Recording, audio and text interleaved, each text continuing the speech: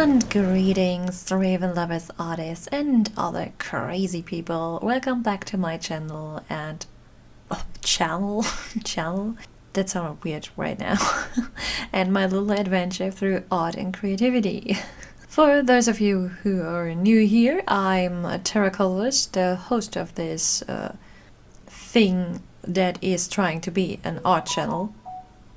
And please ignore my phone. I forgot to... No, I actually didn't forgot to turn it quiet. It's just in case someone wants to call me.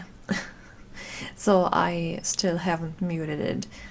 Please try to ignore that. This will be a very unfiltered kind of experience. But back to my introduction in case you're new here. So I'm an illustrator who tries to make a living of her art, and occasionally I'm also animating a little bit, as you have seen and probably are seeing right now on the screen. And I'm also currently working a part-time job to make ends meet, and usually I'm accompanied by my lovely Raven assistant Hugin, who's a little bit snobby and usually seems to know everything better than me, but currently he is on a bit on vacation, but don't worry, he will be back in the next video, which will probably come out in March, but we will talk about that later. First, let me tell you about what exactly this video is supposed to be, because actually I'm not quite sure myself. It's just in case you hear any background noises, I really hope my mic doesn't pick them up, but it is really quite noisy today. But I thought if I don't sit down and record this right now, I might never do this, because I'm running around the house bothering all of these thoughts out, or vomiting all of these thoughts out into the void when I'm alone at home. And so I thought it is better to just sit down and record all of that instead of just acting like I'm recording a YouTube video. So we will just do that. So my thought was that this is supposed to be sort of how's this called again, a recap of the last year. I'm probably a bit late to the party with that, but you know, I had my reasons. This was supposed to come out last month, or rather the month that I'm recording this in right now. This is the weird time thing happening again, because while I'm recording this, it is still January, but you will get to see that and hear this in February. Since when do I have a problem saying that word? Anyways. So probably a bit late for that, but yeah, since the other video took so long to come out that it came out in January, and usually I want to come back to the format of, you know, once per month, I thought I bring this out in February. And that was my phone again. I'm sorry. So yeah, I'm already all over the place with my thoughts, but I have a notepad here written where I wrote down everything important that I want to cover, and where I can go also a little bit in order that will help me hopefully stay a little bit organized inside my brain, so we don't really lose our thoughts too much. So this is, like I said, supposed to be a little bit of a recap, and as you can probably see at the timeline, this video will probably get quite long, so you better get some snacks and some hot beverage and perhaps a little blanket, get cozy and comfortable, and do something along the lines that make you happy and fulfilled. Like, I don't know, a little crafting project or knitting, crocheting, whatever it is you're doing. Perhaps you're also drawing or animating something while you're listening to this. There will of course be footage running in the background, but this is just for, you know, in case you occasionally want to look up and see something moving at the screen. And because the purpose of this video is to look back on the last year for me, I decided to just show you footage of all the kinds of things that I have shown you on YouTube the last year. So there is footage from all the videos that came out last year. Yeah, so we will talk about my year in particular, and then also of course my year on the last year on YouTube for me, how that went and all of this stuff.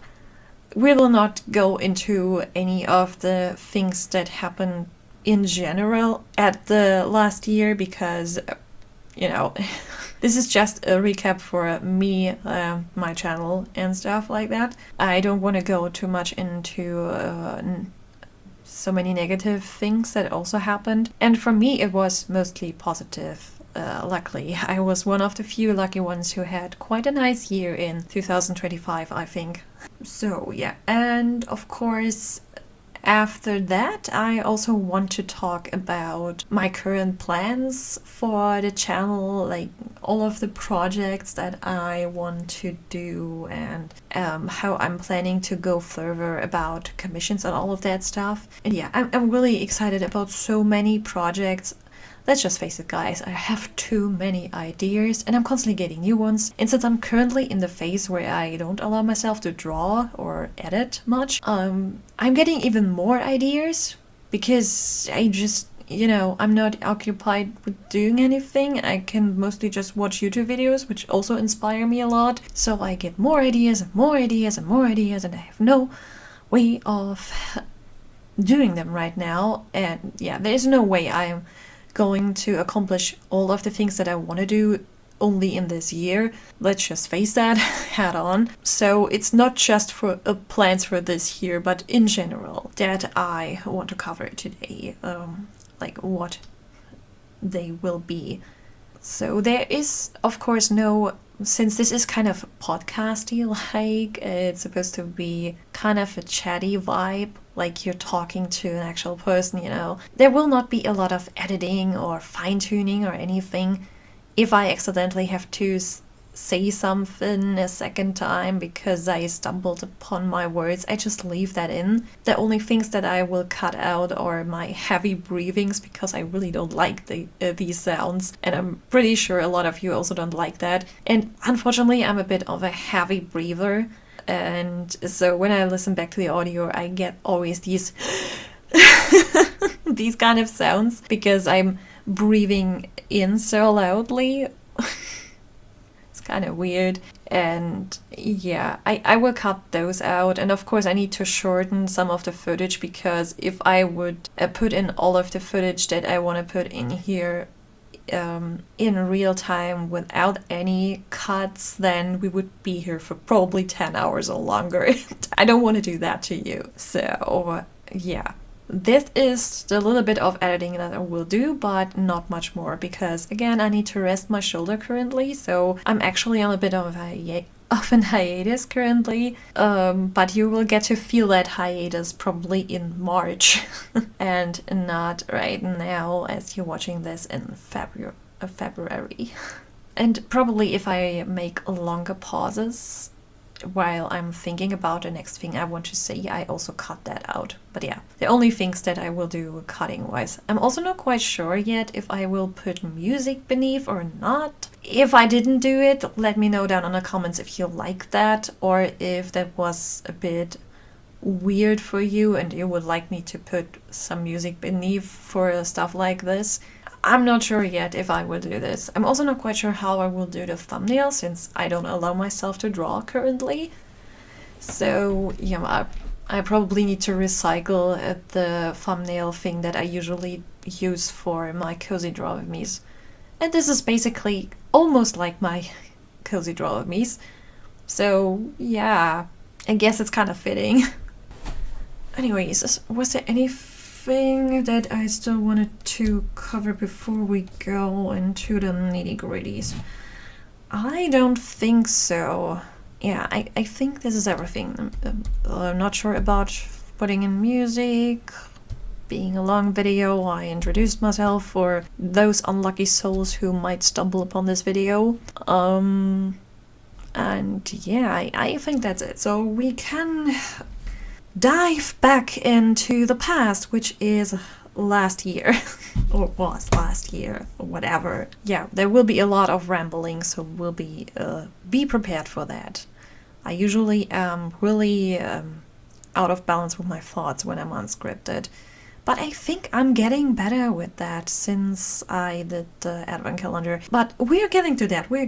I'm going ahead of myself, as usual. So, at the beginning of last year, and I'm not even quite sure, I wrote down mini job, and I'm still so unsure, like, was this the beginning of last year or was it somewhere in the year before? Because when I look back, time usually becomes really muddy for me. It kind of meshes together, so I can't really see any more clearly like when certain things had happened, especially if they are longer ago, like at the beginning of the year. Then I'm starting to be so unsure, like, was it that year really? But yeah, I think it was there. So the year started kind of strong for me.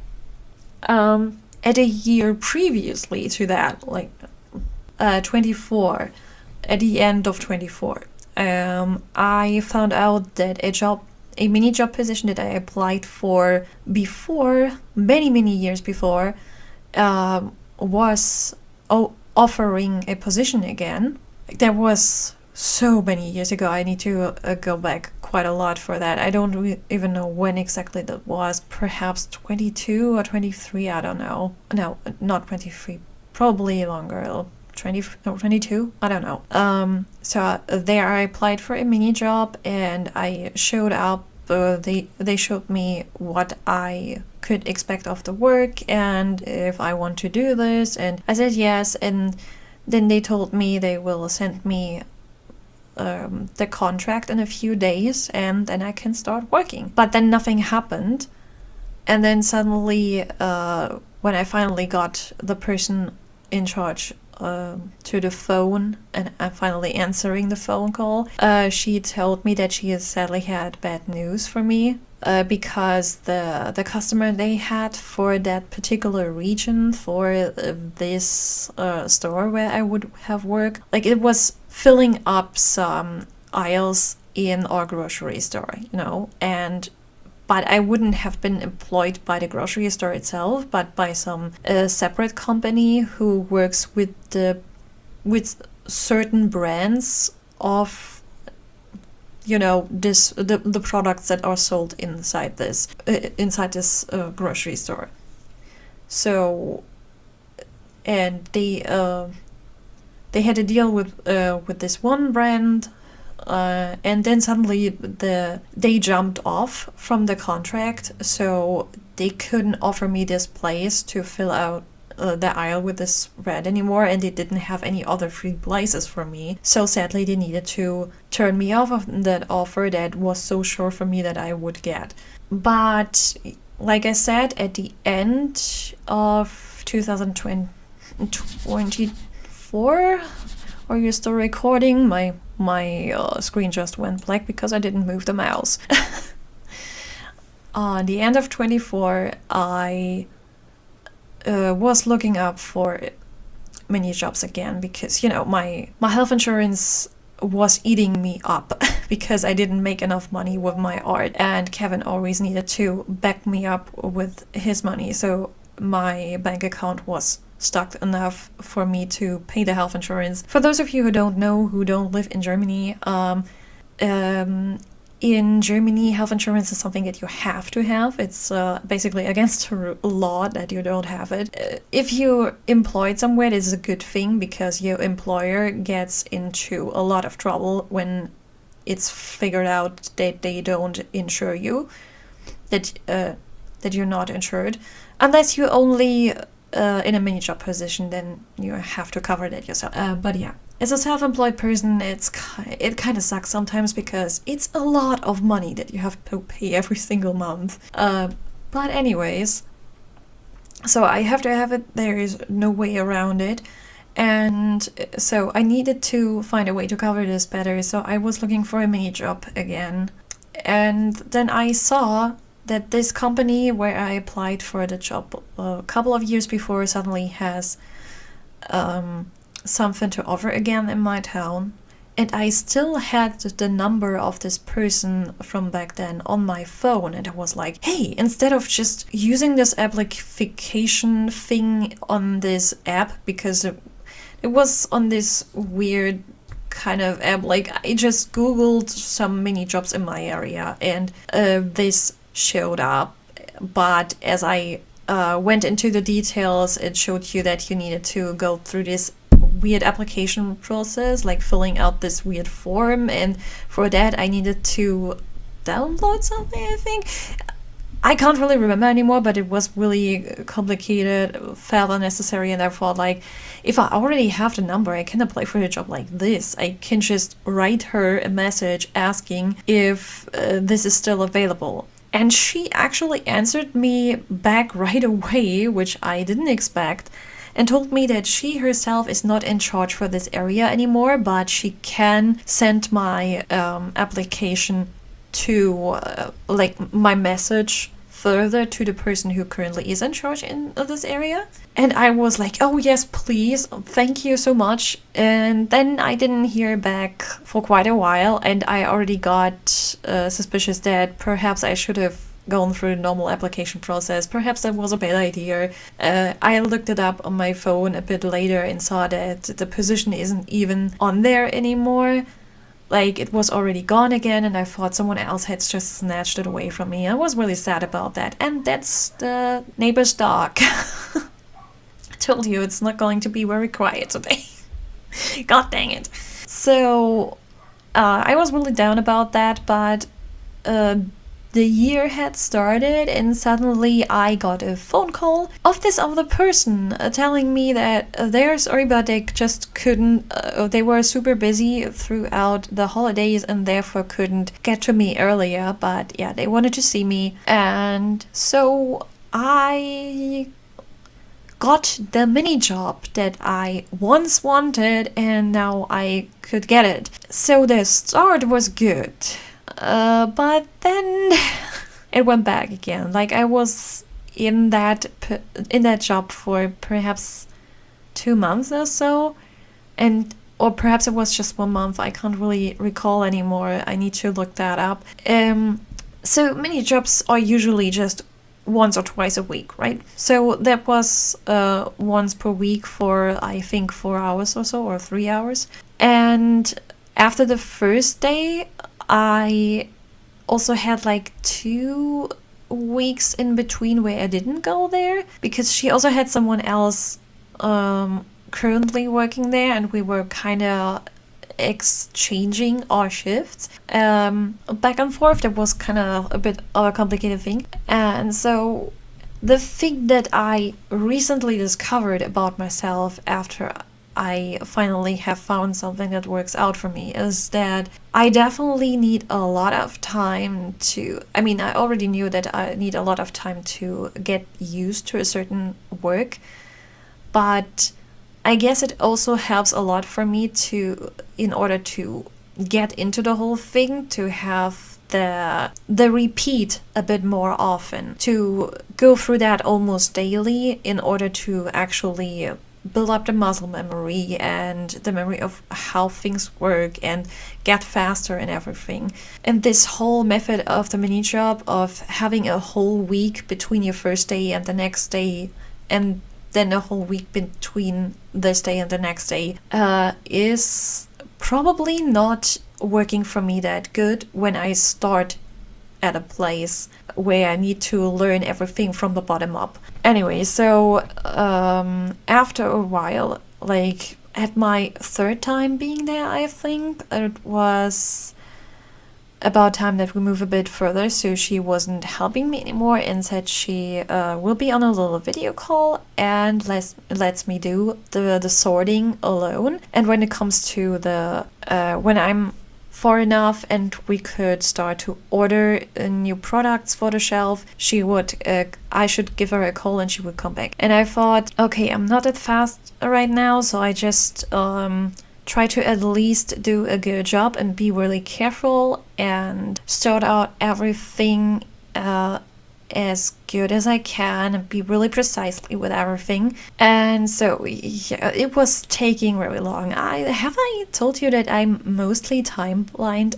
Like, not always. Sometimes I get a feeling it might be this and this time right now, and then I look at the clock and it's correct, but usually it's not that. Usually I'm having time blindness, and yeah, so I wasn't really realizing how many hours had flown by. And then suddenly I got a call, and she was asking me how far I am, and I told her that I did this and this, and she was like, not further. Oh my goodness. Okay, I come over and help you. And she was like, this is probably not working out. Like, this is not working. Like, the problem was actually for... Oh gosh, so many noises up there. What's wrong, guys? Come on.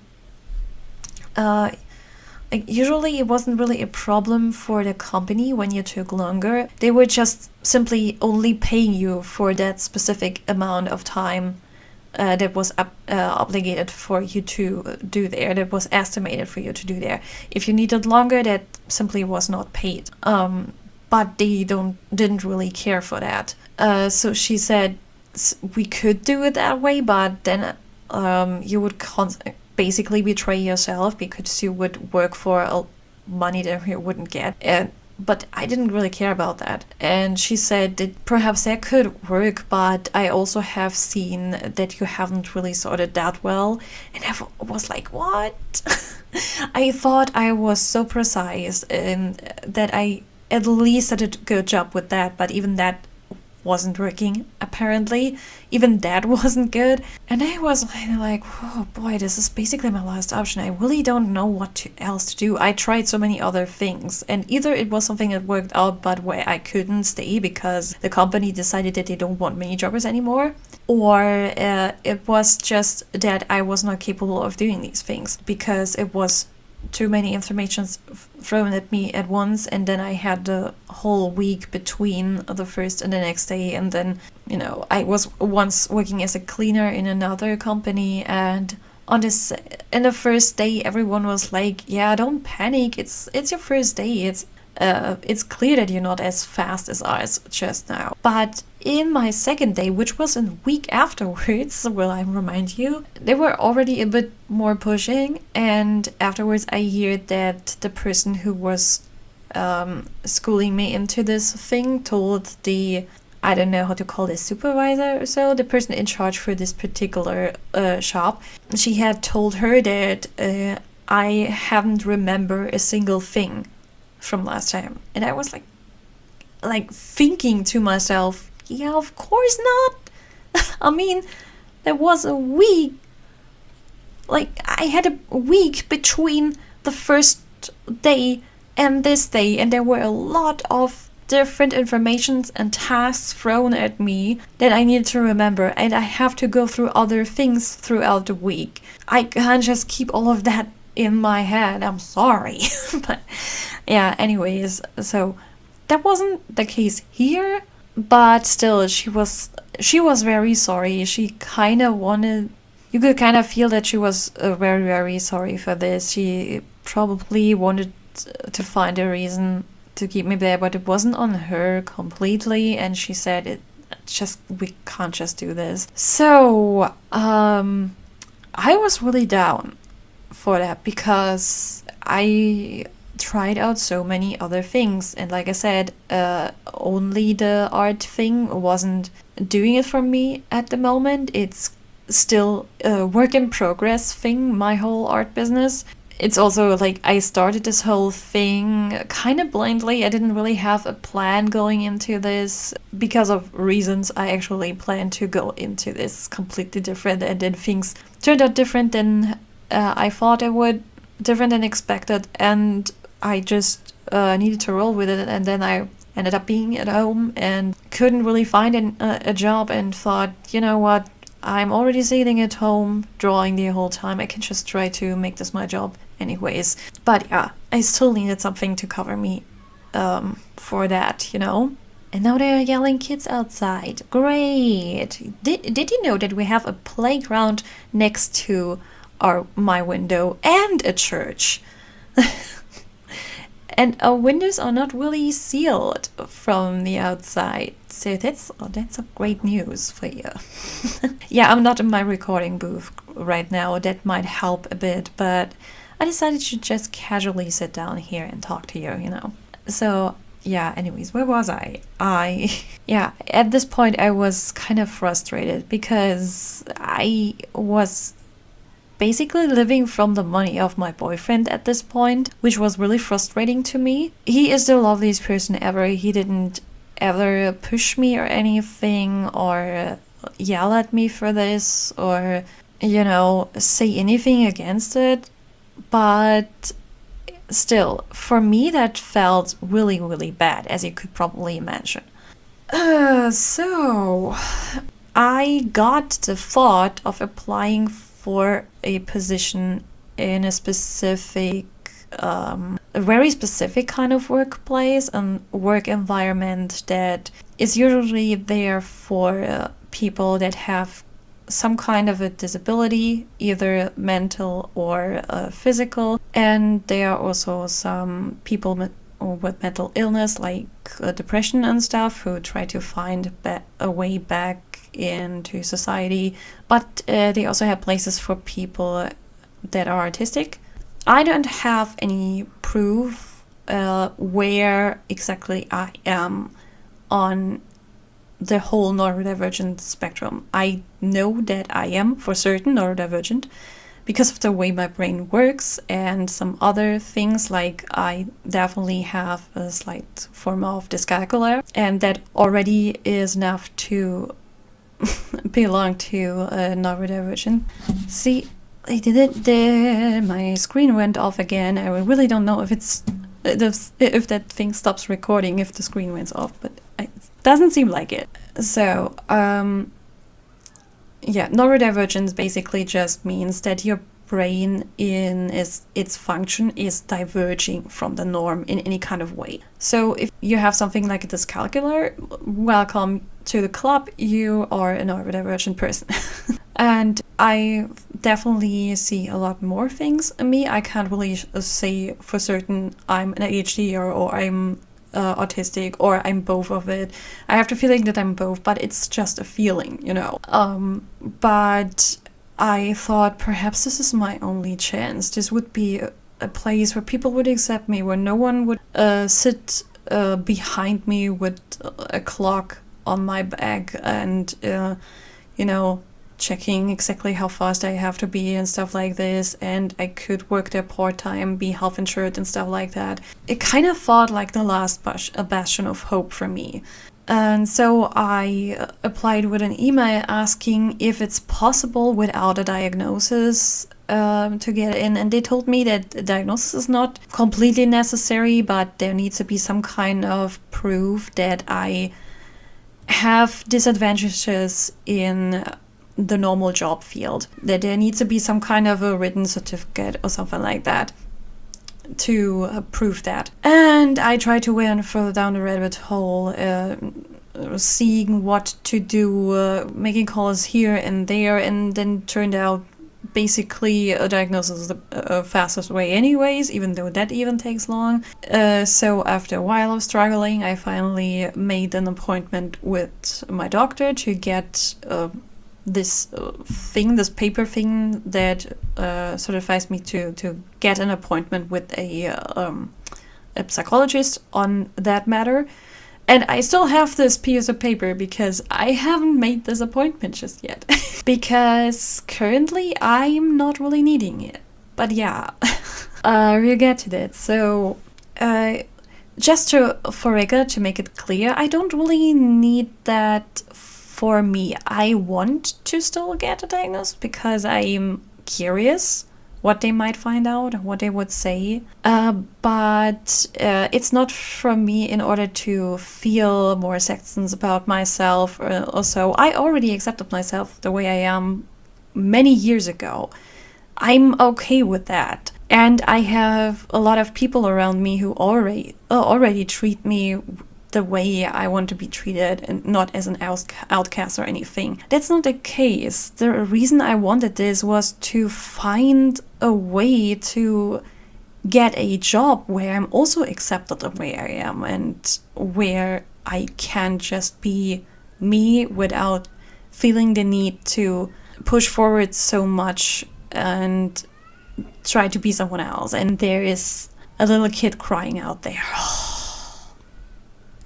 if we ever move, I hope the new place is neither next to a school or a kindergarten, nor a playground, nor a church. Best thing would be just a quiet forest right next to us. Oh, jeez. I'm having an emotional talk right now. Okay, I'm being very vulnerable right now. Vulnerable. I can't even say that word right now. And you are ruining this. In case my mic is picking that up. Perhaps it doesn't, and I'm throwing a tantrum for nothing. But I completely lost my thoughts here. Well, not completely, but oh gosh, this is so annoying. It really puts me off.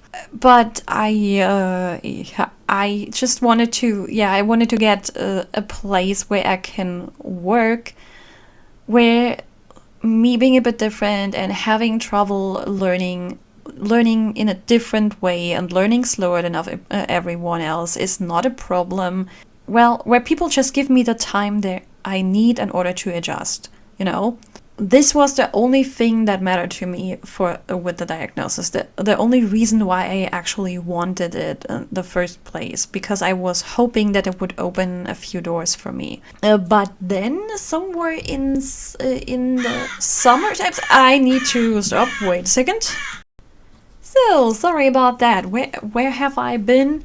I made a mistake. I should have just listened back to the last few seconds of this before I start to record again, so I could pick up on my last thoughts. Anyways, so that was my lovely phone signal. How was it called? Phone alert? But my call? I don't know. My English is not Englishing today, it seems. But there are also days where my German is not German, and what the fuck. So, anyways, where have I been?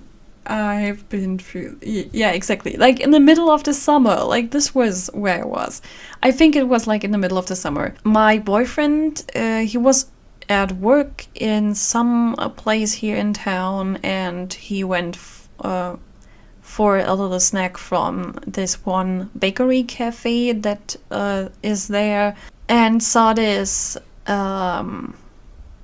writing on the door that said that they are currently looking for a temporary replacement of their part-time jobber for dishwashing and cleaning. And he told me about that, and I was not sure if I should apply to that or not. I was already feeling like, oh, this is going wrong. I already can feel it. Like so many other things where I tried to do practical work have failed. I have failed at. Why should that be better? Why should this work out? But okay, I guess I will try. We both didn't really have high hopes, but we decided to try it out. So he said, come on, we will drive there tomorrow morning and ask them if this place is still for offer. Because I think he found that a month beforehand. And because, I don't know, there is a little gap in my memory here. Like I'm not really quite certain. But I think he told me a bit later and not immediately after he found this, and I'm not really sure why anymore, because again there is a little gap in my memory here. But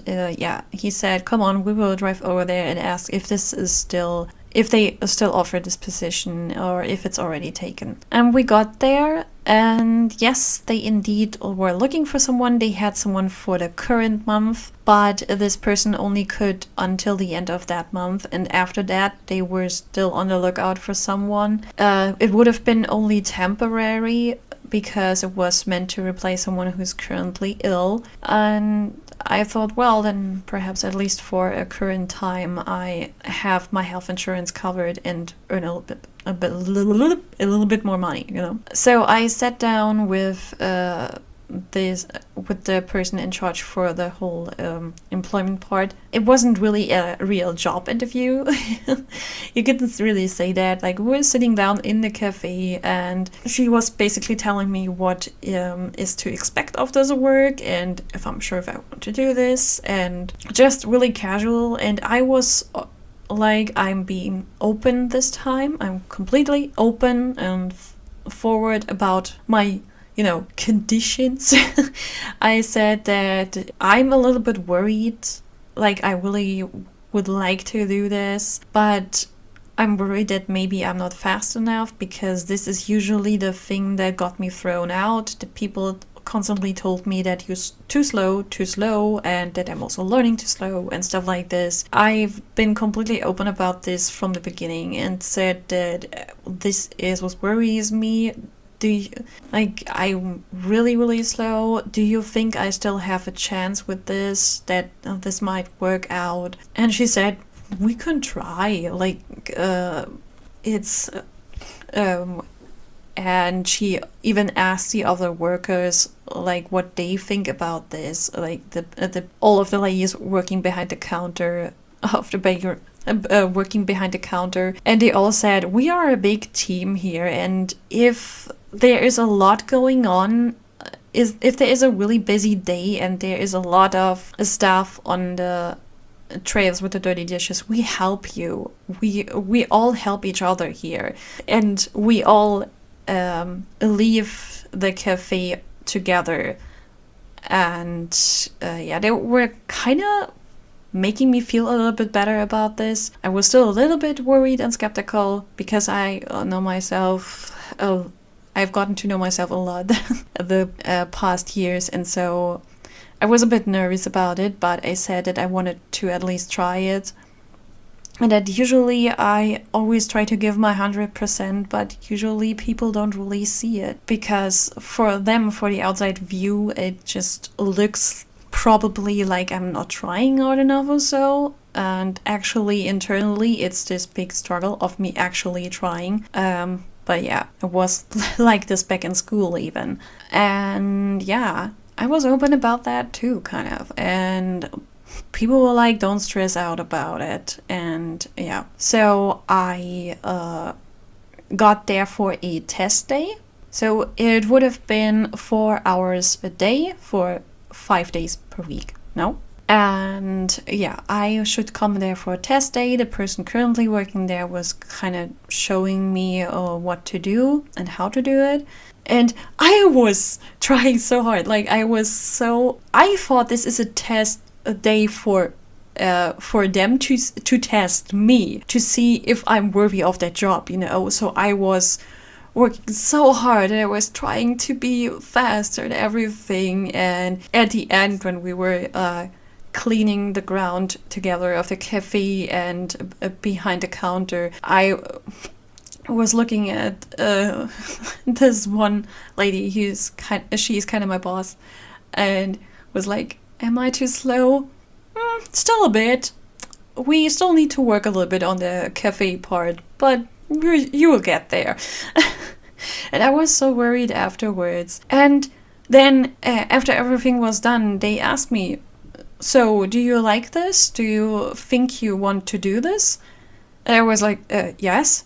So then the realization hit me that this was a test for me to see if I can do it, if I actually want to do this. And it was like, I was so worried, I was so stressed out the entire day that I was not performing well enough, and if I'm not performing well enough, that they might not take me in at all, and was so stressing out about this. And then it turns out it was only for me to see if I actually want to work there. And I was like, why was I so stressing? So yeah, we made a contract, and then there were still a couple of weeks until the month of me starting would have started. Of me starting would have started. This is a weird sentence to say, isn't it? Anyway, so that was that. So I was waiting still a while, and then I got in for my first day, And suddenly the person who I was there to replace was there again. Like, for a little bit of context here, she had a decidet disc, and that was going on for quite a while already. Like, she was ridden ill for, I think, a couple of months already. But they expected her to be ill until at least the end of October. That was until my contract was actually settled. And then she was there and wanted to try working again. And they were like, okay, you know what, we do this right now like this. So you will try today, you will show her a little bit what to do again. Teach her a little bit of what you know. Let her do the heavy liftings. And don't bow down too much. Be cautious and see if it works for you, if you think you can do this. And then you still have a lot of vacation days left. So we will change this up between the two of you. So then they said, okay, that she can come in for work a little bit and I get a few days off, and then I came back and she was going to vacation. And then they also said, and you are also okay with working on another place. Like, it doesn't necessarily have to be this cafe, right? Because the good thing is they have a lot of bakery cafes throughout the entire town, and not just inside the town, also outside of it. It's a really huge chain that they have established. But yeah, inside our town, most of them reachable from me by foot, are at least 5 or 6, maybe even 7 different shops of them. So yeah, and they told me that in the grocery store nearby, the bakery there, they also currently need someone because the current cleaner was on vacation or something like this. So I was also there for a couple of days. And then this whole changing back and forth happened. And then she went on to vacation for a longer time. I think it was like 3 weeks. And after these 3 weeks, they would offer me to get into... after these 3 weeks, that would have been over for me. But I was then asked if I would be willing afterwards to take in the mini job position for Sunday, because they, of course, as a bakery, they have open also the whole weekend. And I was like, yes, I would gladly do this. And she was like, oh, this is perfect because I don't really like the current worker we have. I want to fire her. And she's apparently she was also not coming every time. Like, most of the time she was just not coming, just not applying for work, and not showing up for work. So they wanted to fire her anyways. And I was so happy at this moment. I was like, so it's not temporary anymore. I can stay. I'm allowed to stay, because at this point I already started to realize that, God damn it, I'm having an emotional moment here. Oh, I hate kids. Just say that. Shut up! The lovely young ones. So anyways, I already have started to realize that I like it there. Like, the people are all so nice and accepting of me, and they all have a little bit of a, they're all a little bit crazy, and they're really funny and joking around and stuff. And I was slowly but surely starting to pick up a little bit more pacing. I was getting a little bit faster with everything, a bit better. I made some mistakes, and some really stupid ones as well, once in a while, but it was not like that every single time when I failed at something I needed to fear that I would get fired any moment. Like, they didn't let me feel it. At the beginning I still had this in the back of my mind, but currently it's not like that anymore. They're mostly like, if I do something stupid or so, they're just like, hey, what's wrong with you today? No one is yelling at me or anything, and everyone is super nice, and they're also so like the whole place is so rewarding, but we get to this later. I already talked about this in another video, I think, but we will get to this. So I thought, I was kind of getting a bit sad of the fact that this is temporary, that I can't stay here, because finally I kind of seem to have found a place where I can actually apply, where I can actually, what was the word again that I'm looking for? Adapt, and in quite a fast pace even for me. It probably was due to the fact that I was working 5 days a week for 4 hours instead of just once per week. I guess that's why I was picking up a little bit faster. Probably not as fast as my screen. Probably not as fast as other people do, but still fast for my case, for me. And I was like, oh man. And then suddenly I got that offer and I was so happy. I was like, I can stay there. Oh, this is so great. This is such great news. So that already started lovely. But then the person got fired, and of course, even though according to contracts she still would have needed to come a couple of days or weeks, she did not come anymore. So I was already needing to do that. And I think at the time they also didn't have someone for the Saturdays, at least for a specific amount of time. So for a specific amount of time, I was working actually the entire week. And that was the sound of Discord. Hello, Discord. No, I don't think it was anything important to me. And except for one Saturday, because there I was on CatsCon, because it was another thing that happened to me. But we get to that later. Let's stay a bit more structured. And it's getting really dark in here. Wait a second. I need to turn on my light. Where is it? No, that's better. I might need to throw in a little break here pretty soon, because when my boyfriend is getting back from the grocery store, it will be a little bit noisy again. And also, I want to make dinner then. But I will come back to you later on, and you will probably only notice the break because I tell you that I'm doing it. So, but yeah, coming back to that. So, the one day I had off, and the other, all the other days of these 3 weeks, I was working completely through, and I was so looking forward to the other work coming back and to me starting my time of only getting there for 1 day per week. I mean, it's always just 4 hours, but still it started to be a little bit taxing to my body. And then the time rolled on, the new week started, and I was so happy and so excited for all of the things that I could do for YouTube and stuff, and all of the preparing for CatsCon.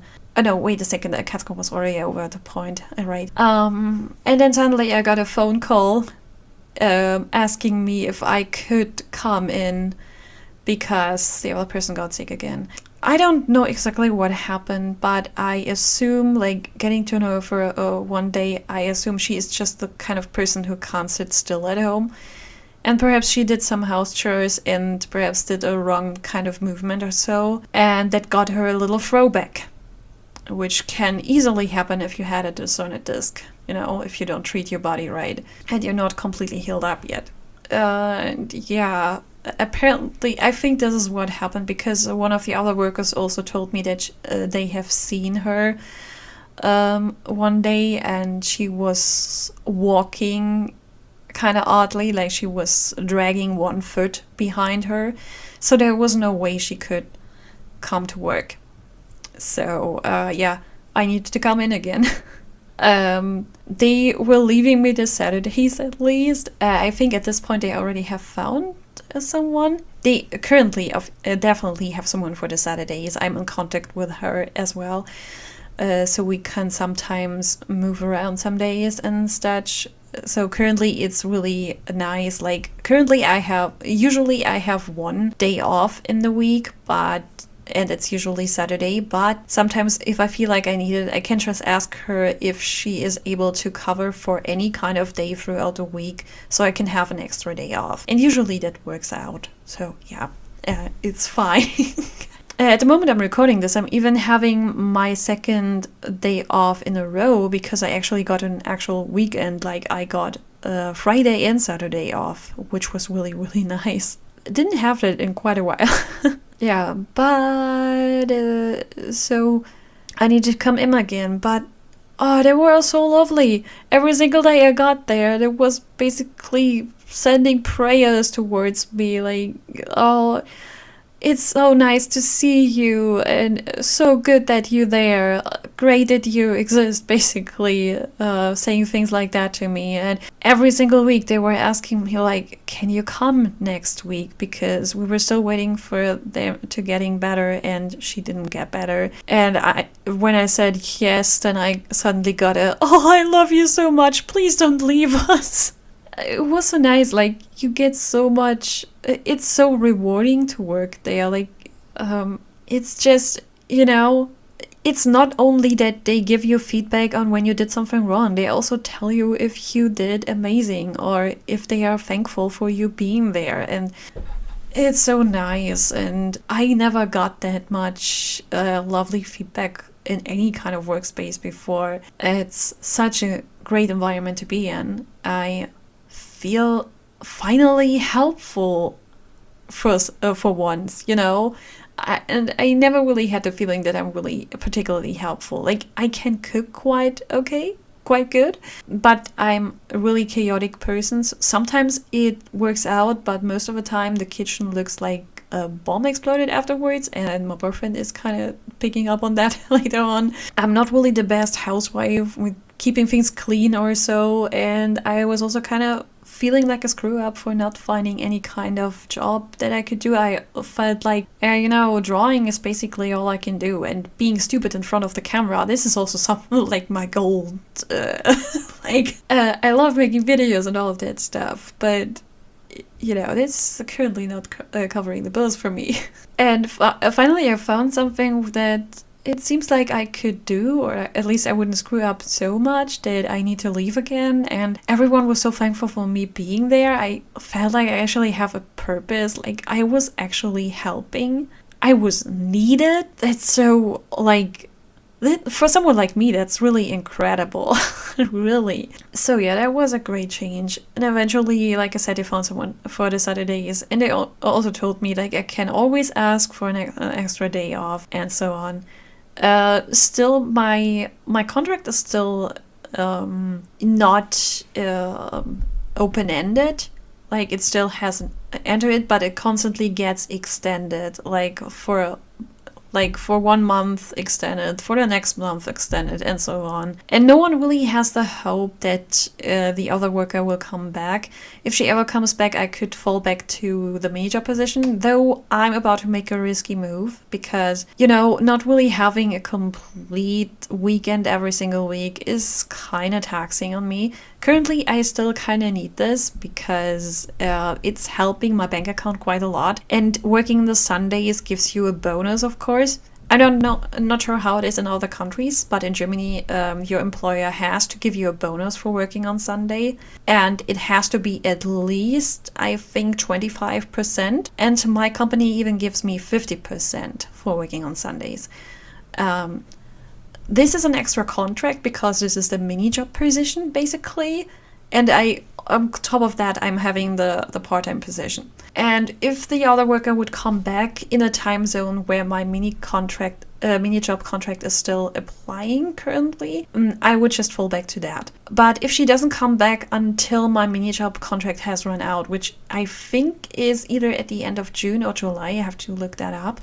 When she doesn't come back until then, I already have quite a good buffer on my bank account, and then I will do the risky move of saying that I would want to not extend the mini job contract and just stay as the part-time jobber, because there I earn more money, I am health insured, and I would still have my normal weekend then if I don't work on the Sundays anymore. Of course, they would still need to find someone for the Sundays, so perhaps I would need to still come for a couple of times for Sundays, at least once in a while. But yeah. Oh, yeah, I kind of jumped over the fact that I was getting back into the part-time position because they were suddenly realizing that my amount of hours was increasing quite a lot because the other worker was not coming back every single week. We were kind of on a hope if she would come back, but she couldn't. And it was getting clearer and clearer that this would take even longer if she would ever come back at all. And they were seeing my hours increase quite a lot. And of course, as a mini jobber, you are not allowed to work over a specific amount of hours throughout the month. And I was really close to getting over these amount of hours that I was allowed to work. So they were sending me on a little bit of a forced vacation for, I think, 2 weeks or so. And they asked me if I wanted to go back into a part-time contract. And of course I said yes. But yeah, that also meant still keeping the Sunday position because they didn't have someone else. And I still had a contract for that. So I have these 2 contracts right now, right? And if the other one runs out, I say that I want only to keep the part-time contract for that time. Of course, that is a little bit risky because if after that the other worker might still come back, they might already have found someone else to do the Sunday job. So I wouldn't have the mini job to fall back on, and perhaps that would mean that I need to opt out of this job, which I really like. Even though my goal is to one day completely be able to live from my art. Since I really love being at home, and the only part that I don't like about this work is that I actually need to leave the comfort of my home, you know? I'm already I'm looking towards tomorrow and think, oh, I don't want to go. It's not like the work itself is the problem. Like, as soon as I'm there, I'm just switching in my mind. I'm just going to work mode, and these 4 hours, they fly by like nothing. So it's done very quickly, but still, I don't spend that much time at home because it's also like in the middle of the day because I'm working from 2 p.m. until 6 p.m. So I have a little bit of time in the morning and a little bit of time at home in the evening, or until late at night if I decide to stay up longer. But yeah, because I have a physical work now, I'm also getting tired a bit more early sometimes. And yeah, and this is kind of the frustrating part, that I'm not at home as often. You know, but still, I like that work, and I would like to stay there for the rest until I'm capable of living solely from my art. When I feel comfortable enough quitting that job for the sake of extending my art business even further, then I will do that. Until then, I would like to stay there. So in that case, it is a bit risky to say when she hasn't come back until then that I only keep the part-time position and not taking the mini job position anymore. But on the other hand, they kind of grew a liking of me, and perhaps they will try anything to find another place for me. Like I said, they have a lot of other bakery cafes in the area, so perhaps I can go somewhere else, at least as a mini jobber. Then I don't know. I really hope for the best, but currently it's really not looking like she comes back. Like, she is currently at Riha, the other worker, and after that it's really unknown if she can come back or not. So yeah, that will stay really interesting.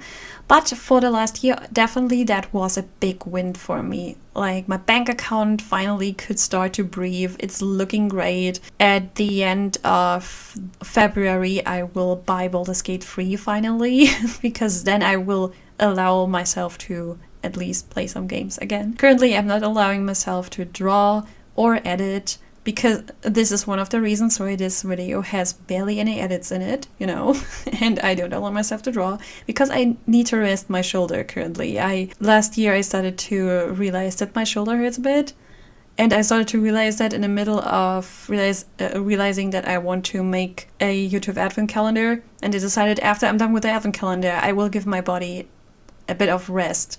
But because I still want to go to work, I need to rest it in another way. So no drawing, no making videos, and also no playing games, because this is also a really repetitive kind of movement that you do with your arm. So you're not resting your shoulder or your arm or your wrist, you know. But yeah, it looks so much better right now. My bank account is finally looking healthy again after so many years. Finally, for the first time in many, many years, I was capable of buying Christmas gifts. It went dark again. I constantly forget to move my mouse once in a while. I'm getting so nervous when it went dark, but it's still recording, it seems like. So why do I get so nervous about this? But yeah, for the first time in years, I was finally capable of buying Christmas gifts for all of my loved ones myself, by my own money. Before that, it was always like, you know, when Kevin and I had something from my parents, we were saying it was from us, but actually it was only from him. Like, I may have picked up, I may have decide, you know what, this is a good idea to give them. Like, I perhaps came up with the idea, but he needed to order and pay it. And the other way around, it was the same thing. Like, if I came up with something to gift for Kevin, but I couldn't buy it myself. That was always my parents doing it. And then we said it was from all of us, but all three of us. But actually, I didn't really participate in that money-wise. I just was giving the idea, you know, and I've always felt so... I love gift giving, guys. I love getting gifts, but I also love making gifts. Like, this is my love language, basically. Even though love language is like not really an actual psychological term, that's not really a real thing, but people love to use this. And in a way, I also kind of like this idea. And for me personally, this is really one of my love languages. Like, I really love making gifts, and of course I don't always have time to create something myself, and I can't constantly draw something for my loved ones, because at one point they don't have space on their walls anymore, you know. And also, yeah, like I said, I don't always have the time for that, and I also need to pay attention to my physical health. Like, I can't constantly just draw hours without end, even though I would love to do that. I can't. My body is preventing me from that quite a lot. And yeah, so buying gifts is something I really love, and wrapping them with a lot of care and love, and then see people unwrap them and getting really happy for that. This is my jam, guys. I love that so much. And last year I was finally able to do this again, to live through this, and just, you know, buy this and that, and just, you know, we were getting coupons for a specific clothing shop here in our area to my mom and her partner. Kevin was paying the one for my mom's partner, and I was paying the one for my mom, and we decided that both of them get a coupon for 100 euros. I could do this without feeling stressed out about it. Like, it's still a lot of money for me, but it's not like my bank account would have lost so much that it would look really bad afterwards, you know? I'm in a better position right now. And this was so cool. It felt so nice to just be able to do this. I now set the restriction to myself that I buy something buy something nice for myself or for others, so like every other month. So I leave a month where I only, when I pay money for something, it is for buying groceries, or perhaps for getting something, some food at the place where I have the meet up with my friends once per month on Stuttgart. in my artist group, we have monthly meetups, but not really treating myself with anything big or thing or something like that. What am I talking about? Anyway, so, but every second month I will allow myself to treat myself with something really nice, like something that I really, really want to have for a while, So this way I don't go too crazy, because I don't want to go overboard in thinking just because my bank account is looking a tiny bit better, I shouldn't, go wild with this. I also kind of want to create a healthy little buffer for whenever I come back to be fully self-employed, that I have a buffer to fall back on for times when I might not make that much income, yeah, but anyways, this was quite a tantrum. Not a tantrum. I forgot what I wanted to say. I was derailing quite a lot from my thoughts. That was what I wanted to say. But anyways, getting back to that. So this has been a big win for me. This made me feel like very, very happy. And I wanted it so bad. Like, I wanted 25 to be my year, because, I'm a snake in a Chinese zodiac sign, and it was a year of the snake.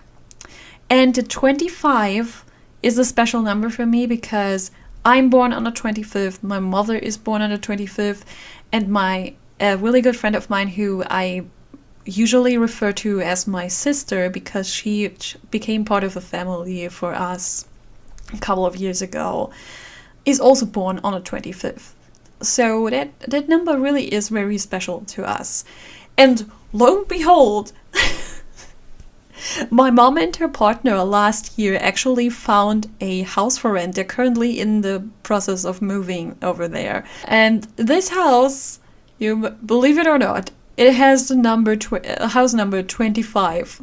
Houses for rent are, they weren't really that much of a thing a couple of years prior in Germany, but it seems like they're becoming a bit more popular these days. But still, in the region where my boyfriend and I live, the rents are so high, you could basically also go and buy a house. It wouldn't make that much different, because you would pay a long time for covering the cost of the house. And otherwise, you have to pay quite a lot every single month for rent. Like, it doesn't really make any difference. So currently for us, there is not really a chance that we might get something like this. But they got really lucky, and they found something that is actually affordable, and because they got to know people, and they get it. Then they were having a lovely time with them, and there was also this other guy there that is the landlord of this house, and he was basically falling in love with the two of them, with the both of them, and he wanted them so badly that after a while he was even, because they were still thinking back and forth if they should do this, if they could actually afford that. And then he was even ready to go further down with the rent because he wanted them so badly. He didn't want anyone else. He wanted them as the people in the house. So eventually they decided to do it. And yeah, this house has the number 25 on it, which is kind of cool. And the coolest thing also, it's green. My favorite color. This house is green from the outside. It's so cool. Like, actually, this feels like it was meant for me, but it's in the wrong region of Germany. It's in Bavaria, so yeah, don't want to go there. But still, it was so cool to discover that. But yeah, anyways, because of that, I kind of was hoping for this to be my year. 2013 already was the year of the snake, and I was looking forward for that so much back then. I was so excited for it, because 13 is also something that I see as my lucky number, usually on like Friday the 13th, I usually have a lot of luck. I discovered, at least as a teenager, that was usually the case. Nowadays, it's usually just a pretty normal day, but once in a while there happens something cool. But yeah, for me, it always felt like this is my lucky number, you know? And so I wanted this to be a good year for me, but it wasn't really. Like, my grandpa died at that year, and so that was a sad part, but I still didn't want this to sour the experience of the entire year.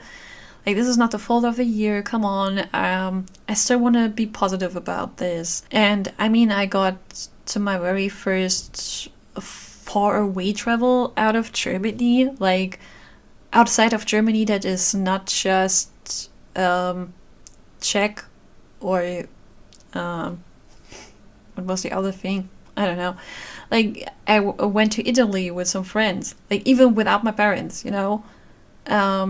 But it wasn't actually, looking back on it, it wasn't really the best thing. Like, I'm still incredibly thankful for this experience, but still, actually, I was too different from the rest of the group. That didn't really work out. I was a little bit of the odd ones out. And looking back, I also acted a bit weird at a lot of places because I was not reading the room correctly and stuff.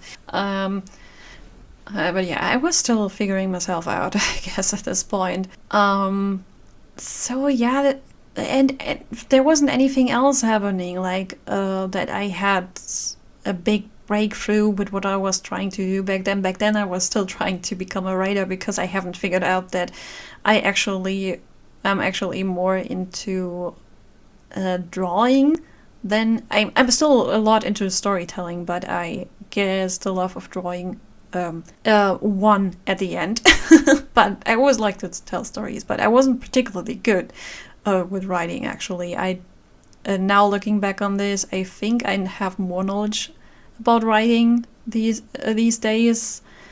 So perhaps some of the things that I started with, perhaps I could go over this again and try to turn this into something. Who knows? Not for now, though, because I have a lot of other projects already planned that I'm really looking forward to do all of these things.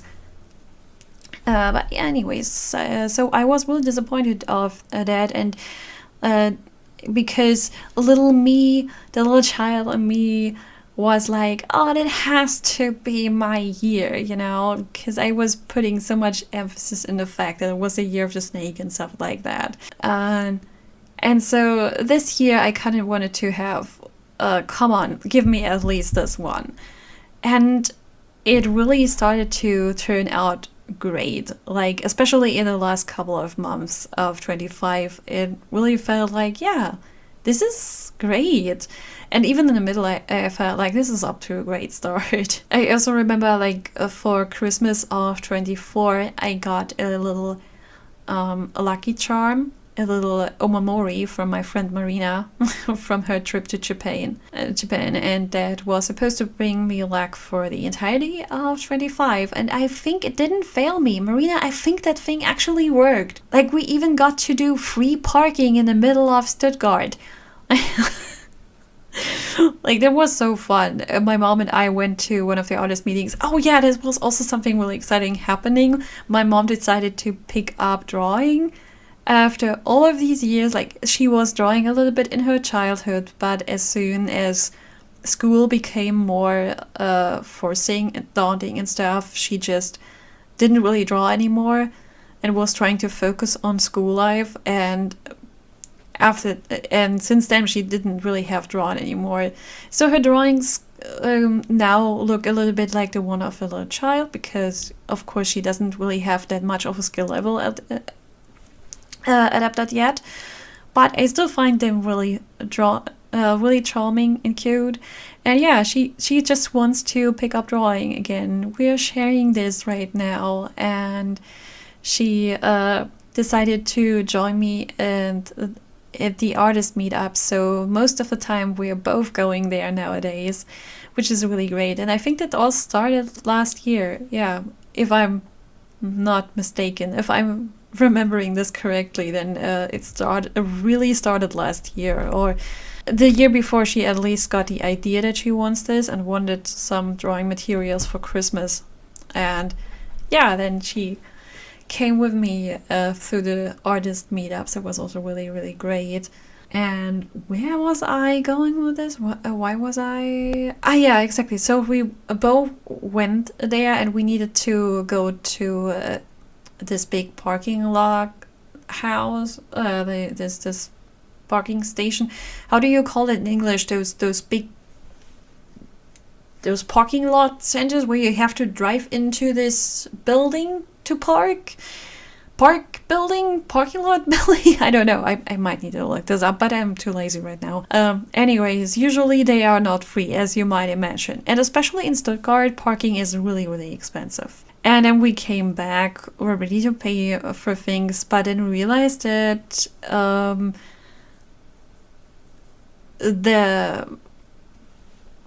those little machines, those little vending machines, or however you ever call them, for the parking tickets, they weren't working. And so oh no, I need to look that up. Wait a sec. How are these red and white striped things called in English? Google, help me with that.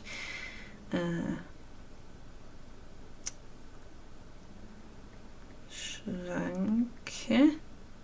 English. A barrier. Oh, it's just called a barrier. Oh, okay, I could have come up with that myself. I thought this has a specific name to it. Okay, so the barriers were open. We could just drive outside because none of these ticket automats were working. So we were allowed to get out for free. So we were basically parking for hours there for free. And I was like, that has to be the charm, because I had the charm with me, and I was like, oh yes, this thing is working. And there were a lot of times where we got to places where we thought this is usually really cramped. We will probably need to drive around for a while, and then immediately found a parking lot, and I was like, yes, that must be because I have my Omamori with me. Can't just be that. It was working!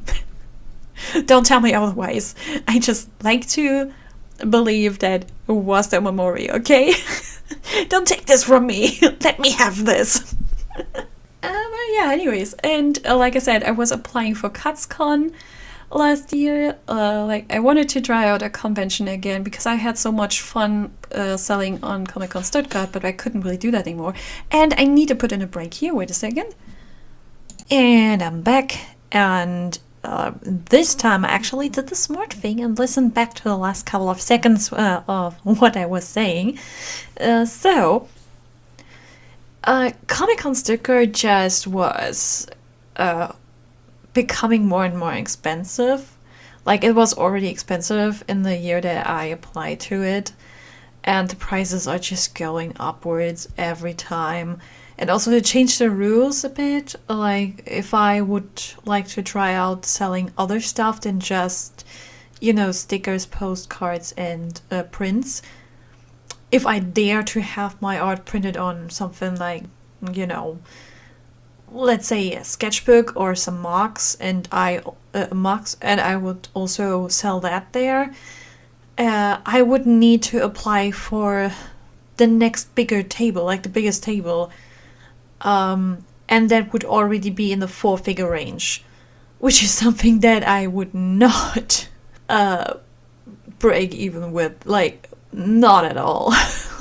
There is no way I make that much income on Comic-Con Stuttgart as a newbie.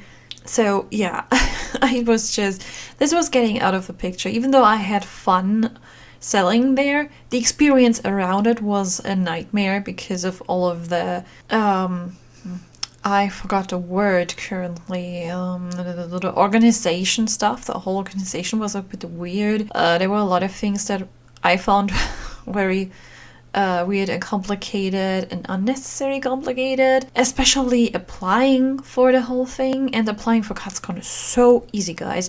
You really just send an email saying that you would like to participate and set a link to your portfolio, and that's basically it. and then you just wait for them to reply to you if you have a table or not. I already applied again for this year. We will see how this goes. I haven't heard back from them just yet, but we will see. This year the con is a little bit smaller than the other year. They have this 2-year plan where every other year it's a bit of a smaller con, and the next year is a bit bigger again. So this year is the smaller version with less tables and stuff. So for Artist Alley they have like 25 tables, I think, was it? And yeah, we'll see if I get in or not. I will definitely keep you updated about that. This update, of course, will be mostly interesting for my German viewers, I guess, unless some of my not native viewers might be in the area around that time for a vacation or something like that. But other than that, I think it's mostly interesting for my German viewers. But anyways, it will be in Karlsruhe again, this is something that I can tell you and already, and it will be in September again. I think it was the second weekend in September. I need to check that again. They were unsure currently if it will be a Saturday or a Sunday. I'm hoping for a Saturday, but yeah, we'll see. So, where's my little notepad? So, because without this, I'm completely lost. So, we talked about CutsCon, we talked about the jobs. Yeah, so I think I talked about most of the stuff that I wanted to talk about, which went pretty well for me last year. And I guess that means we can now start to look back on YouTube itself. Like I said, you can see on the screen a few snippets from some of the videos that were shown to you on this channel last year. And I haven't really made that many videos. At the end of the year I made quite a couple, but yeah, that was because I did this weird kind of challenge to myself. But for the rest of the year I didn't really make that many videos, but it's still quite a lot of footage, guys. It's a lot of footage. Anyways, so last year the first video that I got out was my making of, or part 1 of making of. I guess some of you are still waiting for part 2, right? Yeah. I'm working on it. I mean, I haven't really started working on it, but I will work on it soon, I hope. We'll see. I will have a question about this, but go about this later, I think. So yeah, I made the first part of my making of for the animation commission that I did for Natsen, which was very fun, but of course also very exhausting. I was basically working on this thing every single day. Luckily for me, I didn't have a part-time job at this point, or a mini job. I think I had a mini job for a small portion of time according to working on this thing and 2 other commissions. And I was also I don't know, there were once I got sick, I think, but you know, working on this thing was like the year before. I can't really remember if it was last year when I finished it, or if I just finished the video last year. Oh yeah, I think I finished the commission as well last year. It was just much earlier than the video dropped. That took a lot of time. Like, a video like this needs so much prep work, guys. It's a lot. It was insane. Like, I went through all of the clips that I've recorded, the clips from the camera and the clips from the screen recordings, and okay, where do I have a talking head part, or a part where I talk directly into camera? And which part do I put where? I took notes on that and tried to imply it into the script, like to take notes in the script when I need to put in a passage, and writing some segues for the time when I was speaking on camera.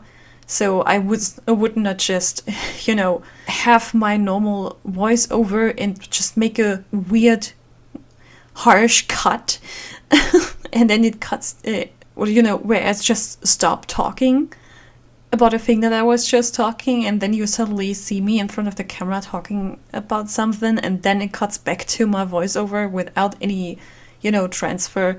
I didn't want that, so I tried to incorporate these parts into the script, obviously, and look, when can I place this clip, and when do I switch from the camera recording to the screen recording to have a little bit more of visual interest.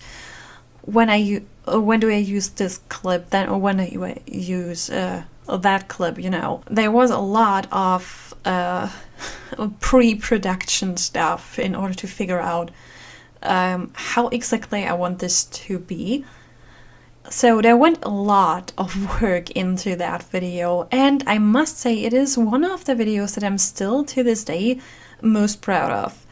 Like, there aren't a lot of videos on this channel that I'm super proud of. Most of the time it's like, oh yeah, this is going to be this really cool thing, and then at the moment when I'm uploading it, it's already like, oh no, what am I doing? This is bad, this is so awkward and weird, and oh no, I'm not going to show this to anyone. Like, oh, like sometimes I really like, should people in my life actually see this? Like, for some reason, I'm okay with some people on the internet seeing all of my videos, but then when I'm thinking about,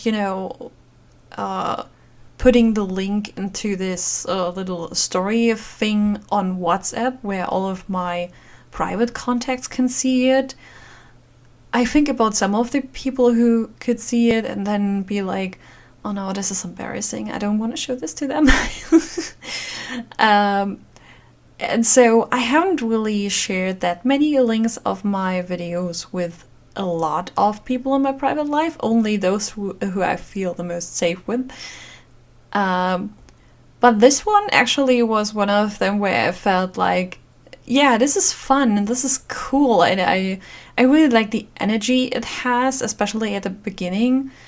The whole little joke thing that we did with Nuts, and it was such a blast to do these recordings, and especially the editing part was so fun.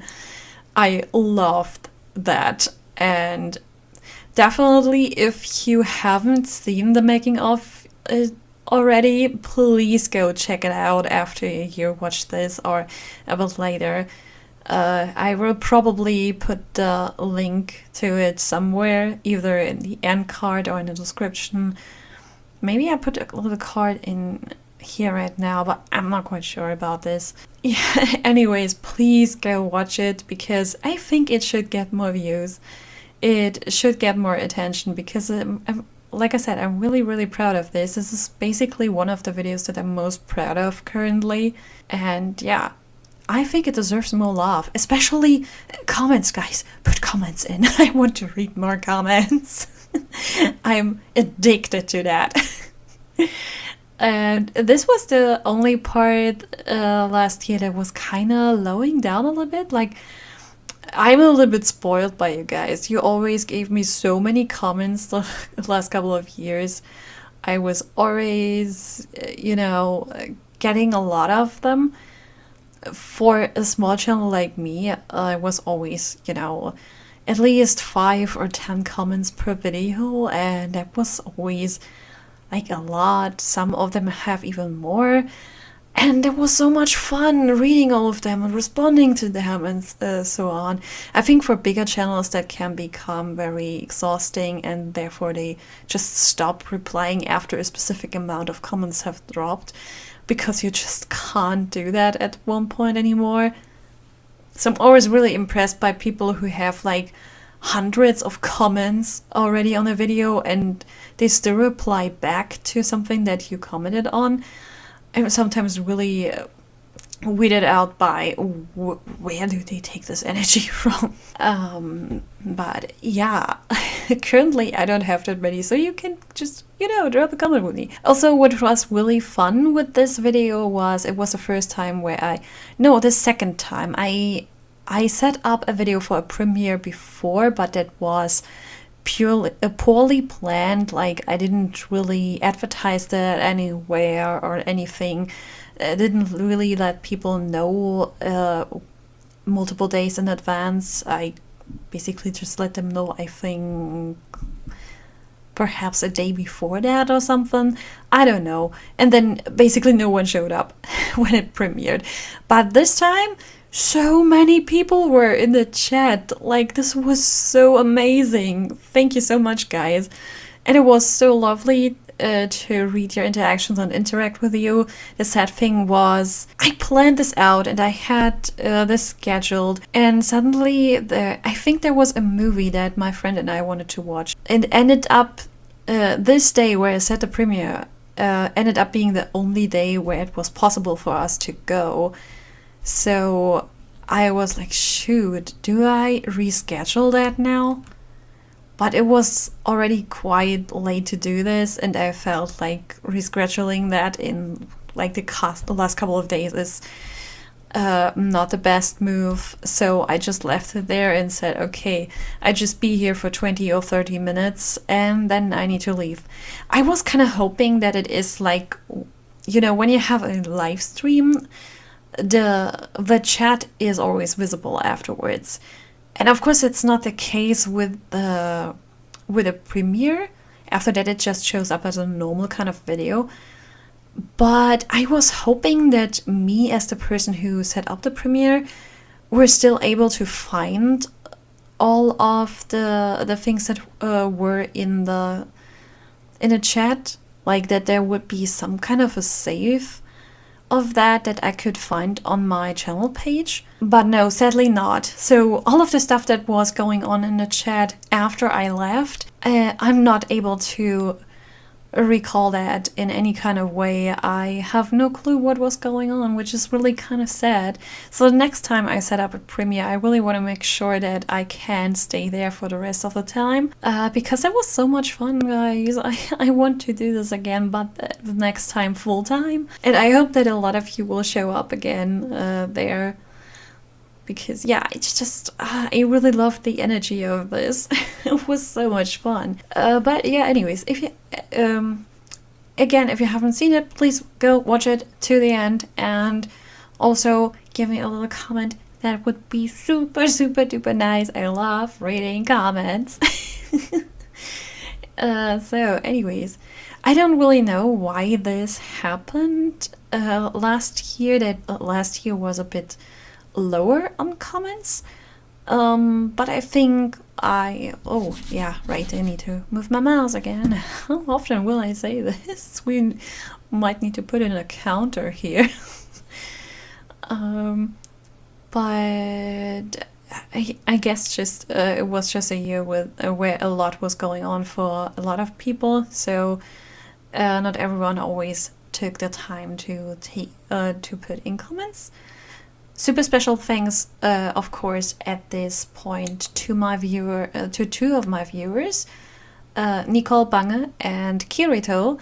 You always drop a comment for every single of one of my videos, and you always watch till the end, even though Kirito didn't really understand English and didn't really figure out that you can have German subtitles. And only after I told him that, after hearing that he actually can't understand a thing, and he was just watching for the sake of it, you know.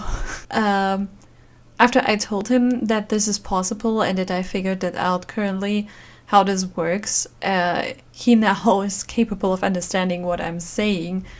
But even before that, he was always watching to the end and dropping a comment. It was this is so cute. This is true dedication. I love you guys so much.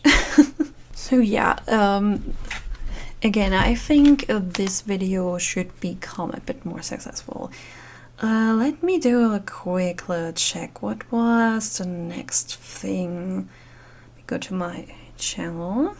And what do we have? We have a bunch of the calendar stuff. Yeah, after that I dropped the outtakes for the making of.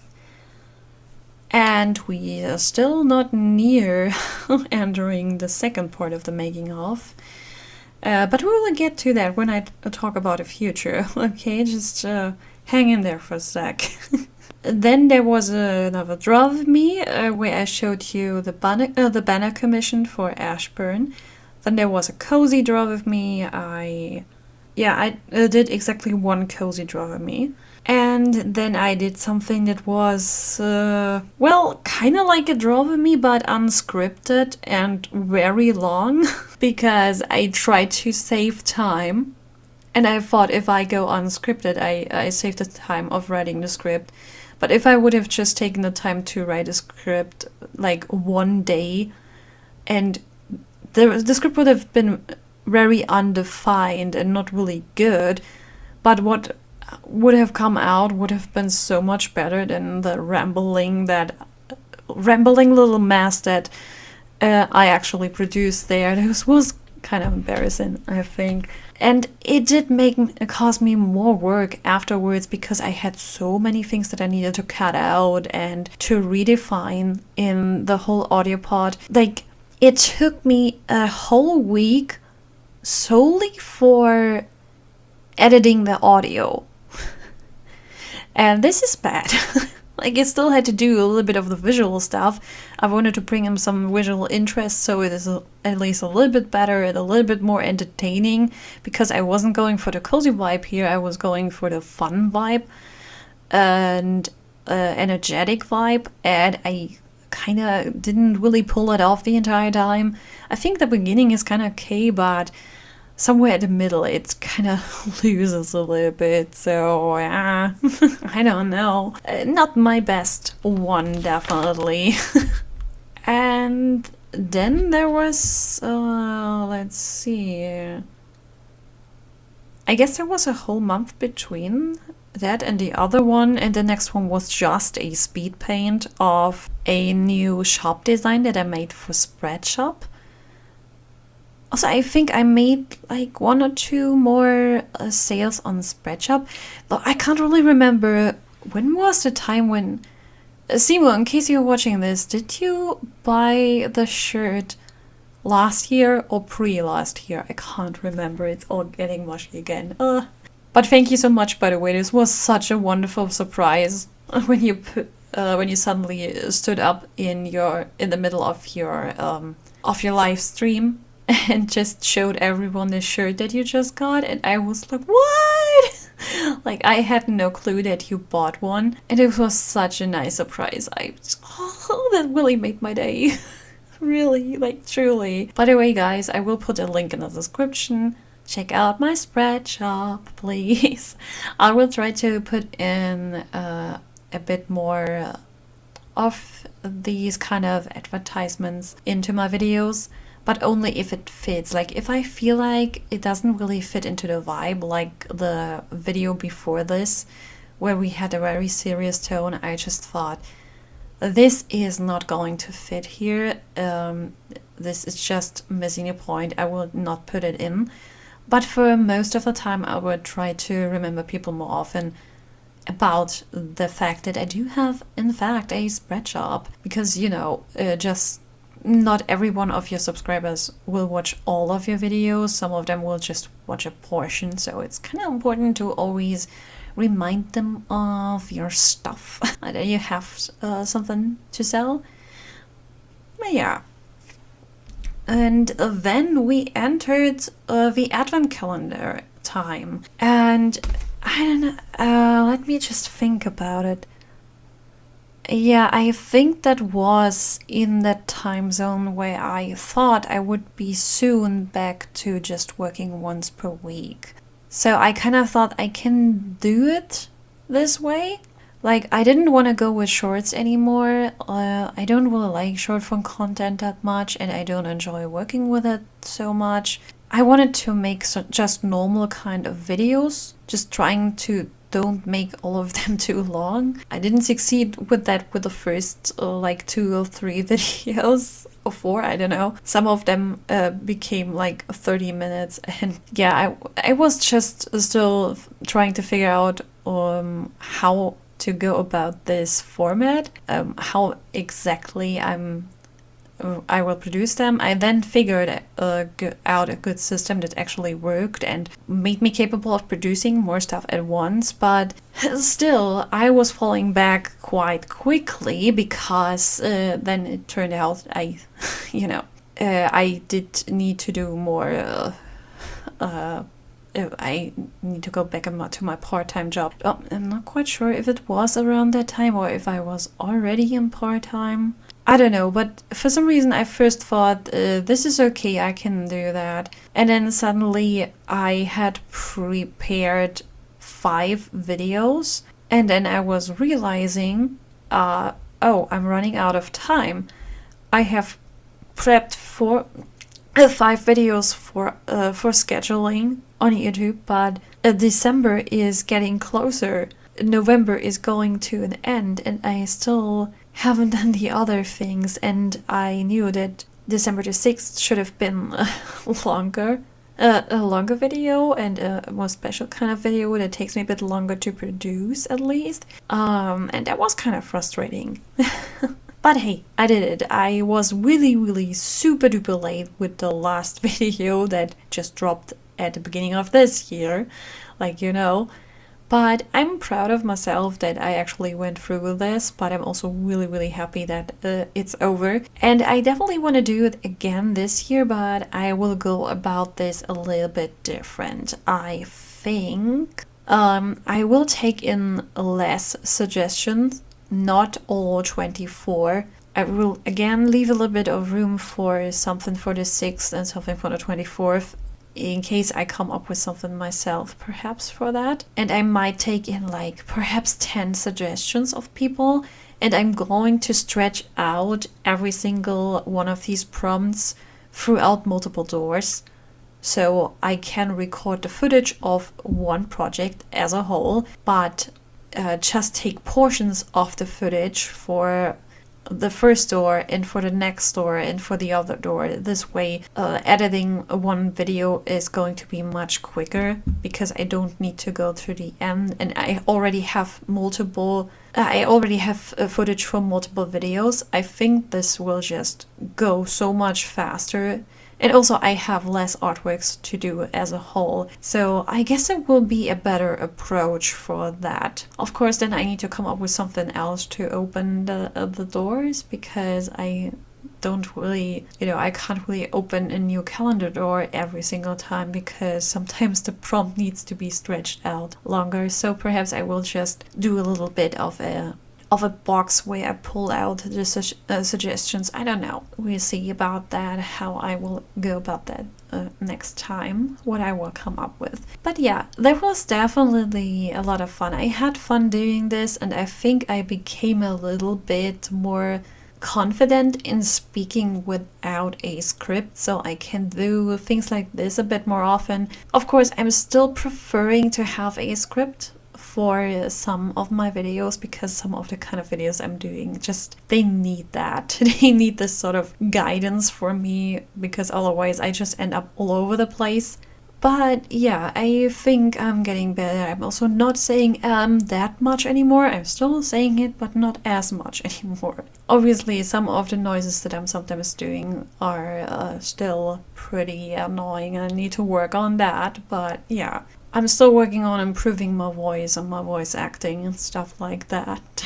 And yeah, I hope to get better with it and everything. But yeah, the calendar was a lot of fun and actually brought me a lot of new subscribers. Like, at the moment I'm recording this, guys, we are at 142 subs. I'm pretty sure that at least at the time where I'm not dropping a new video, this will drop down quite a lot. Like I said, I will go on a little bit of a hiatus that you will notice in March. I will probably not post anything in March, and I think then it will go down a bit, but it's still something I feel like celebrating, because like I never went that far. I never went further. I like this is amazing. I never went over. I think the highest I ever got was 126 or something like that, and suddenly I was at 140. Like, what is happening? But yeah, I think some of them might drop again. I'm kind of like, I'm not trying to get it too attached to this number on my screen, even though it's kind of cool to have it. But yeah, it tells me we might actually have the chance to get to 200, even though subscriber counts don't count as much anymore these days. I'm still celebrating that so many people are there that kind of watch my videos, or at least some of them. And in case we are actually getting to 200, I do already have an idea for what I want to do for the subscriber special. There's a little specific kind of very special artwork that I want to make for 200, but I don't want to just draw something and talk about a process, that's not very special, for a subscriber special. So I think while you will see me drawing this, I will answer some questions of you. So I think about opening a Q&A, but the twist about this is you can not only, if you want to, you can ask me something, but you don't have to. You can also ask something to Hugin. Like, you can also ask Hugin some questions. What do you think about that? Like, you can ask questions to Hugin and me, and we will then answer your questions while you will see the artwork unfold in the background. I think this could be very fun, and I would have a lot of fun doing this. And there is obviously still a lot of time until we get to 200, if we ever get there. There's also a chance that it would never happen. But just being a little bit delusional here and say we might get there perhaps this year still, I would say you can ask me or Hugin all kinds of questions in all of the comment sections of future videos or in this video, and I will collect these questions over time just to already have that prepared, just in case we are getting there, so I can prep the video just a tiny bit quicker than the last time I made a subscriber special, which took me forever to do. I mean, it's always good to wait until the number is actually stable enough and not put that out immediately, because otherwise you might put out the video at a time where it dropped back, and then it kind of feels a bit weird and out of place. But yeah, I think that would be a lot of fun. So if you already have some questions, you can already put them down in the comment sections. But I will definitely make an official post about this at one point when we're getting really, really close to it. Then I will let you know in a tiny little video or something like that, and also perhaps make a community post about it. That would be a lot of fun. Yeah. What else was there? Oh yes, exactly. I'm thinking about maybe doing a poll, because there are some long-term projects that will really take me a lot of time to produce, and I'm still kind of trying to figure out which one of these I show you first. Like, the first video to drop next will probably not be one of them, because again, they take a long time to prepare. But I still want to know which one of these longer term projects you want to see first, because the other one will then take also very long until you see that. So you will get to see both of them, but you should help me decide which one is more important for most of you, which one you want to see as soon as possible. So are you more excited to see finally the second part of the making of for the animation? Or do you say you would be more interested in my video about the CatsCon? Because I also recorded some footage for CatsCon, Karlsruhe, from my first time selling there, and I want to talk about my experience about this and all of that. So what do you think? Which one of these should I show you first? There's also another video that might take quite a long of producing, but maybe it won't take me as long. It will be a crafting project. My very first crafting project video on this channel, if you don't count the, which was it, door number 8 or something like that. One of the doors of my advent calendar where I started a crafting project, but I couldn't really finish it because I was way too exhausted from work and I didn't have that much time on hand, so I just made this little weird thing. Don't worry guys, we will finish this project, we will definitely do. But I already recorded a complete crafting project and I'm so hyped about showing it to you. Actually, you have seen the finished version of this already in some of the calendar videos as a little backdrop. So some of you might be getting curious and go back to the calendar and see if they can find it, what that might be, but this is the last little hint that I will give you. But anyways, I think I will make the poll between the CatsCon video and the making off video, like which one of these is more important to you. And of course you can also say that you are not really interested in either of them, or that you don't really care which one of them comes out first because you're excited for both of them, you know, something like that. You can also of course say that actually you don't want any of these videos. Like any kind of data that I get is helpful to make me help do a decision, to help me make a decision. My goodness, what's wrong with my sentence forming? But yeah, that would be really nice to help me with that, because of course I'm doing videos for myself, for my own enjoyment, to just have fun, but I'm not creating them in a vacuum. Obviously, if you create a video, you want other people to see it, so you're also creating it for other people. And so you also, of course, want to serve that the viewers, want to make sure that they enjoy what they are seeing. So yeah, your opinion definitely matters quite a lot, so let me know in the comments what you think, and perhaps I will have a poll ready if this video, as soon as this video drops. In case it does, I will put a link to the poll in the description, so you can also go there and just do the poll. And if you don't want to do that, you can also tell me down in the comment section what you think about that. Yeah, and otherwise, I have so many ideas for projects, guys. There's so many artworks that are flying around in my head that I want to do. There are artworks that I want to finish, artworks I want to start, animations I would like to do. There's also this really, really old thing that I'm working on forever now. I started this back when, after I got together with my boyfriend, and I made this whole joke out of it, like, oh my gosh, what? She has a boyfriend now? And now everyone already knows that, so the joke doesn't really land anymore in this thing, because it is about my boyfriend and me becoming a thing. But I still think that it's really cute.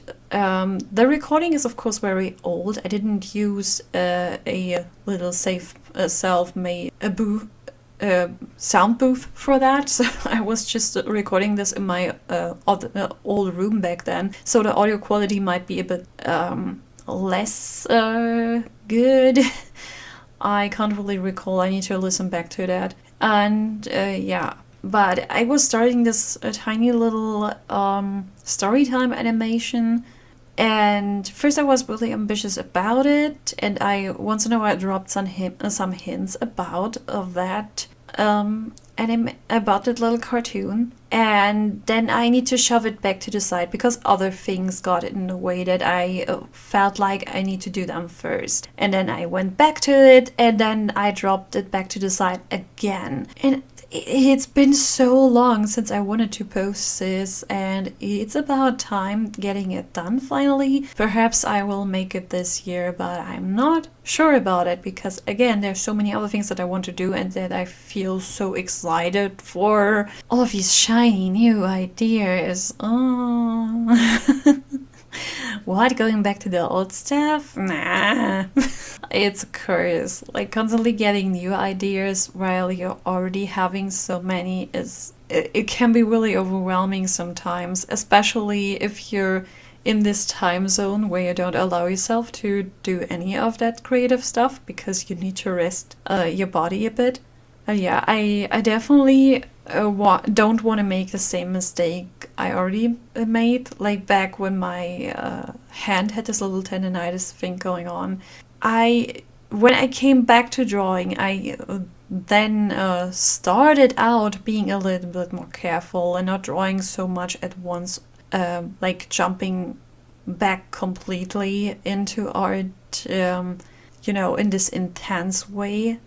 Right after healing, I was taking a bit more time, but eventually I was just, working as much as I did before and, not taking that many breaks, also barely taking any day off, just doing a bunch of stuff, like doing a lot of editing, doing a lot of drawing, and not really getting my body a significant amount of rest, which it needed, and so it got me a little bit of a callback. My shoulders started to hurt quite a lot of the time, and first I thought it's just a little pinched nerve because I sometimes had this before, but it was not going away.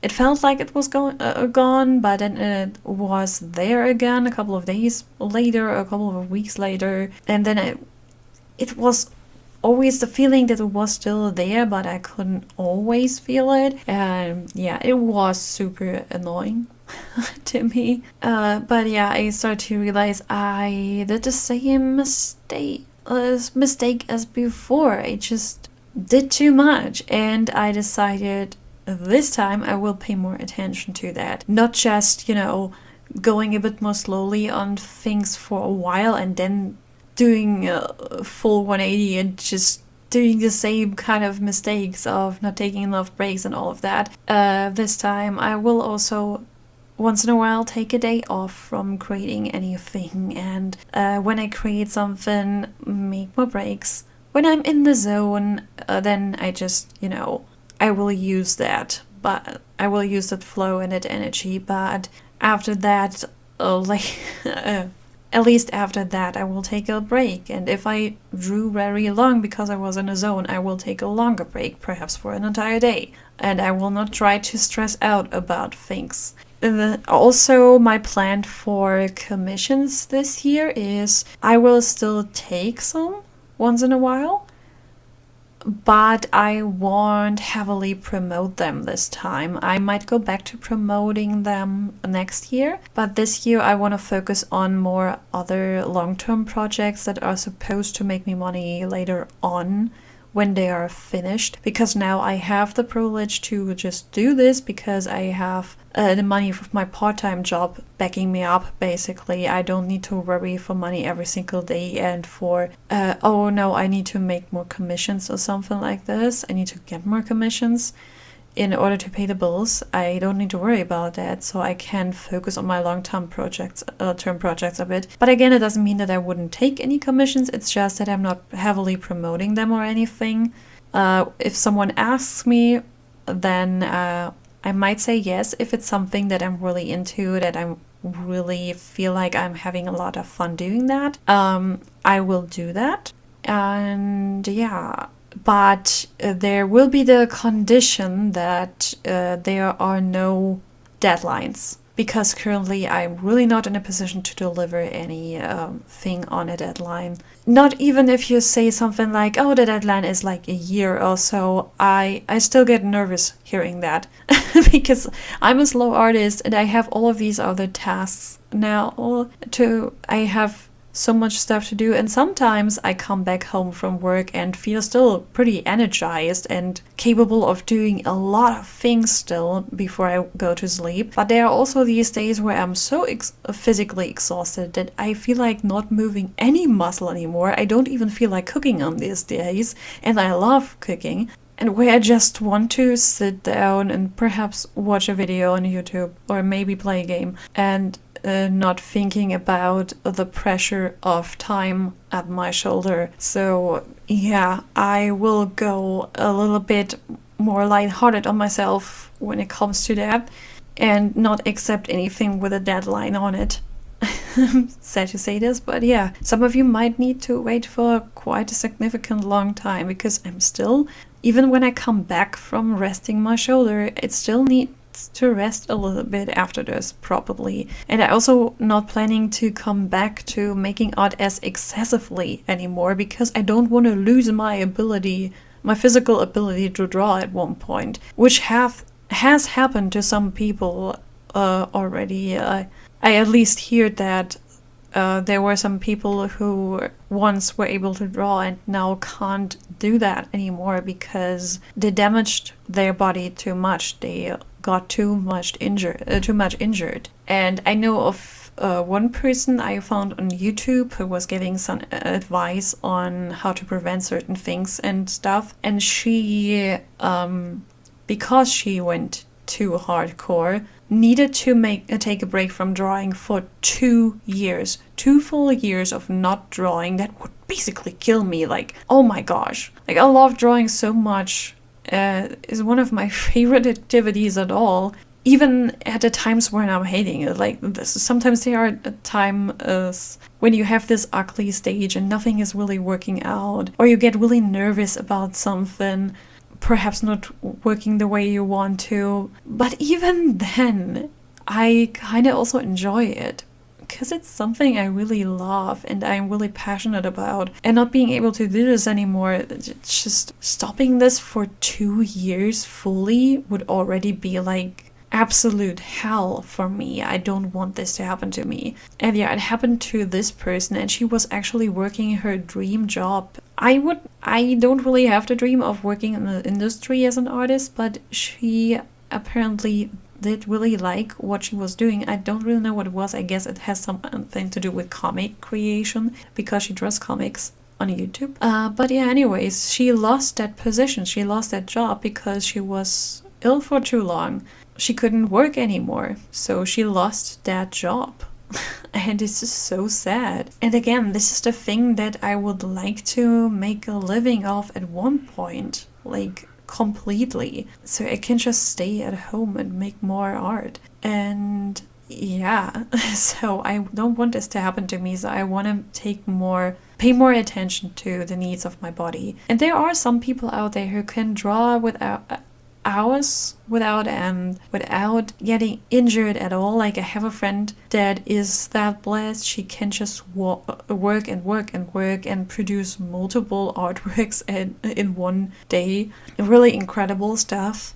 And she never had any kind of problem, like with a hurting wrist or anything. And I'm so jealous about this. I'm so incredibly jealous about this. I really don't know what kind of witchcraft she is using, but I want something of that black magic, please.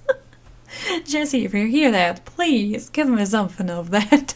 But yeah, I can't do that. My body is not built that way, sadly. I would love to be able to just draw for hours, but it's not possible. And I mean, currently I'm working a job that is 4 hours per day, and that can already be quite exhausting, even though it's just 4 hours that fly by like nothing. And I was like, you know what? If I ever get self-employed, completely self-employed again, I might take that lesson with me and just, also only work 4 hours per day. That will be enough to get it done if I do it consistently, you know. Of course, with a little break in between also, because I can do that when no one is looking upon my shoulder stuff. Yeah, definitely that. I will promote my spread shop a little bit more, even though I don't really make that much money out of spread shop. Obviously, it is a print-on-demand shop, but still, it is kind of nice to see people suddenly wearing shirts with my prints on it. I'm also planning to finally buy some of the stuff myself, so can finally give you a real review from my perspective about some of the things and showcase them a little bit. And also because I really want to have some of these things. I like some of the designs really much. Oh my gosh, we are already at 2 hours. Wow. I'm just into it, guys. I can't stop. There's so many things that I want to talk about. I hope whatever you're working on right now is something that you need a lot of time for, that this is the right length for you. If so, then you're welcome. This is the video for you. Yeah, I don't expect a lot of people watching this actually, but we'll see. I get surprised sometimes. Some of my cozy draw of me's actually do better than I expected them to. Like the last one I think is at 80 or 90 views already, which is insane to me. I didn't know that, didn't expect so many people actually going to listen to that. But they pick up over time. They start really, really slow at the beginning, but no problem for that. But what are some of these long-term project ideas? I have an idea for some sort of a world-building project that is supposed to become an art book. Because for many, many years, I have the idea that I would love to have my own art book. But I thought that all of the things that I have drawn so far, they are not really cohesive. Like, I tried out a lot of styles, a lot of techniques, a lot of medias, and I drew a lot of very different subjects and themes. So nothing of that really fits together in a book that well. And also, I didn't want to just flap some of my illustrations together in a book and perhaps put some notes on the side of my thoughts about them and then just call it a day. I wanted something a bit more, I don't know, complex, a bit more immersive. And then I found the channel Curious Archive and I got addicted to it a lot. Like, I love watching that. And he introduces a lot of art books actually that are also world-building projects. And he is also talking a lot about speculative biology, which I became an absolute sucker for. I love that shit so much. This became my jam. And I thought maybe I could do something like this. And then suddenly it clicked with me, like this little artwork, this illustration of the witch, the whimsical shopping tour that I once did, kind of sparked that idea inside me for this entire world. And I started to think more and more about the different inhabitants that it has next to the witches, what else kind of people live there and stuff like this, and how the cities are looking and stuff like that. And I thought, at one point I thought I can make an art book of this. So I have this one sketchbook that is dedicated to that. I started a few concept sketches on that without letting the camera roll already, but I will definitely record a lot of the footage of me drawing inside that sketchbook and coming up with some concepts, with some tiny little ideas for that, to get you all a little bit excited and invested in that, and telling you about the world a little bit while I'm going about this. And at the end, I'm planning to have it like most of the sketches of the sketchbooks should be inside the art book, with a lot of text to it that explains the world building and such, and the characters and their history and their abilities and such. And also, of course, there should be some finished illustrations that are also blended in there. So it's a massive one. It will probably take me quite a while until I'm finished with that. I in no way believe that I could finish it in this year. Because, you know, I'm slow, and I'm constantly shifting my focus back and forth between different things, because this is just how my brain works. My brain doesn't work with locking in on one particular thing over a long amount of time and being really excited about this. I'm excited about something for a while and working on it, and then I just need to shift over to this other thing that I'm suddenly getting very hyped about again, and I need to use that energy when it comes. So and instead of working against the way my brain works, because that doesn't work out, this will just frustrate me and will be very exhausting and overwhelming to me at the end. So I usually don't do that. I usually just try to stick with going with the flow and whatever my brain needs right now. I always come back to these other things if they are ending up being something that's really important to me. Then I will come back to them eventually, but I always need to go back and forth between different projects. This is just how it works for me. This is the part of my brain where I think is a little bit ADHD.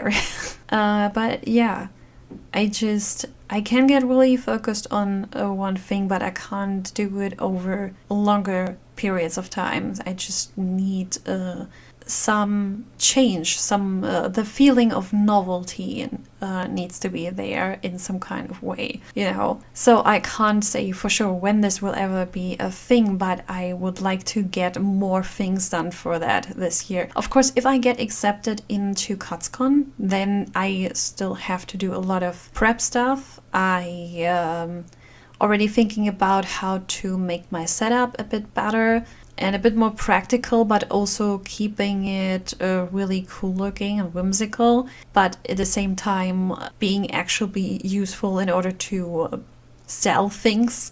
And I want to create more products and stuff. So there's a lot that I want to do. And there are quite some fan arts that I would love to do. I don't nearly have enough fan arts for Enderal just yet, and most of them aren't really I started them way back, so they don't really showcase my current skill level anymore, so I want to even redraw some of them that I did. And I'm currently really, really deep into the rabbit hole of Baldur's Gate 3, which, like I said, I will play very, very soon. Finally. Finally I can play it myself. And I wish to make fan art of that. And I currently found a YouTube channel that I'm really obsessed over, that I'm kind of like, you know, really, really addicted of watching, even though not all of the videos are something directed to me and to my interests. But no matter which kind of thing it is that she talks about or that she makes, she's always so entertaining and funny that all of the videos are just watchable for me, no matter if it's something for me. And it's called the Ginny D, because I think her real name is Virginia, and so she's called Ginny, and the whole channel is about D&D, so she calls herself Ginny D, and she does crafting projects and cosplay projects, all for D&D, little music videos, because she's also a singer and songwriter, and a lot of videos where she just talks about how to do solo D&D, which was, I think, the first video I watched of her, because I was hearing of that from another channel and I got really interested in that for specific reasons.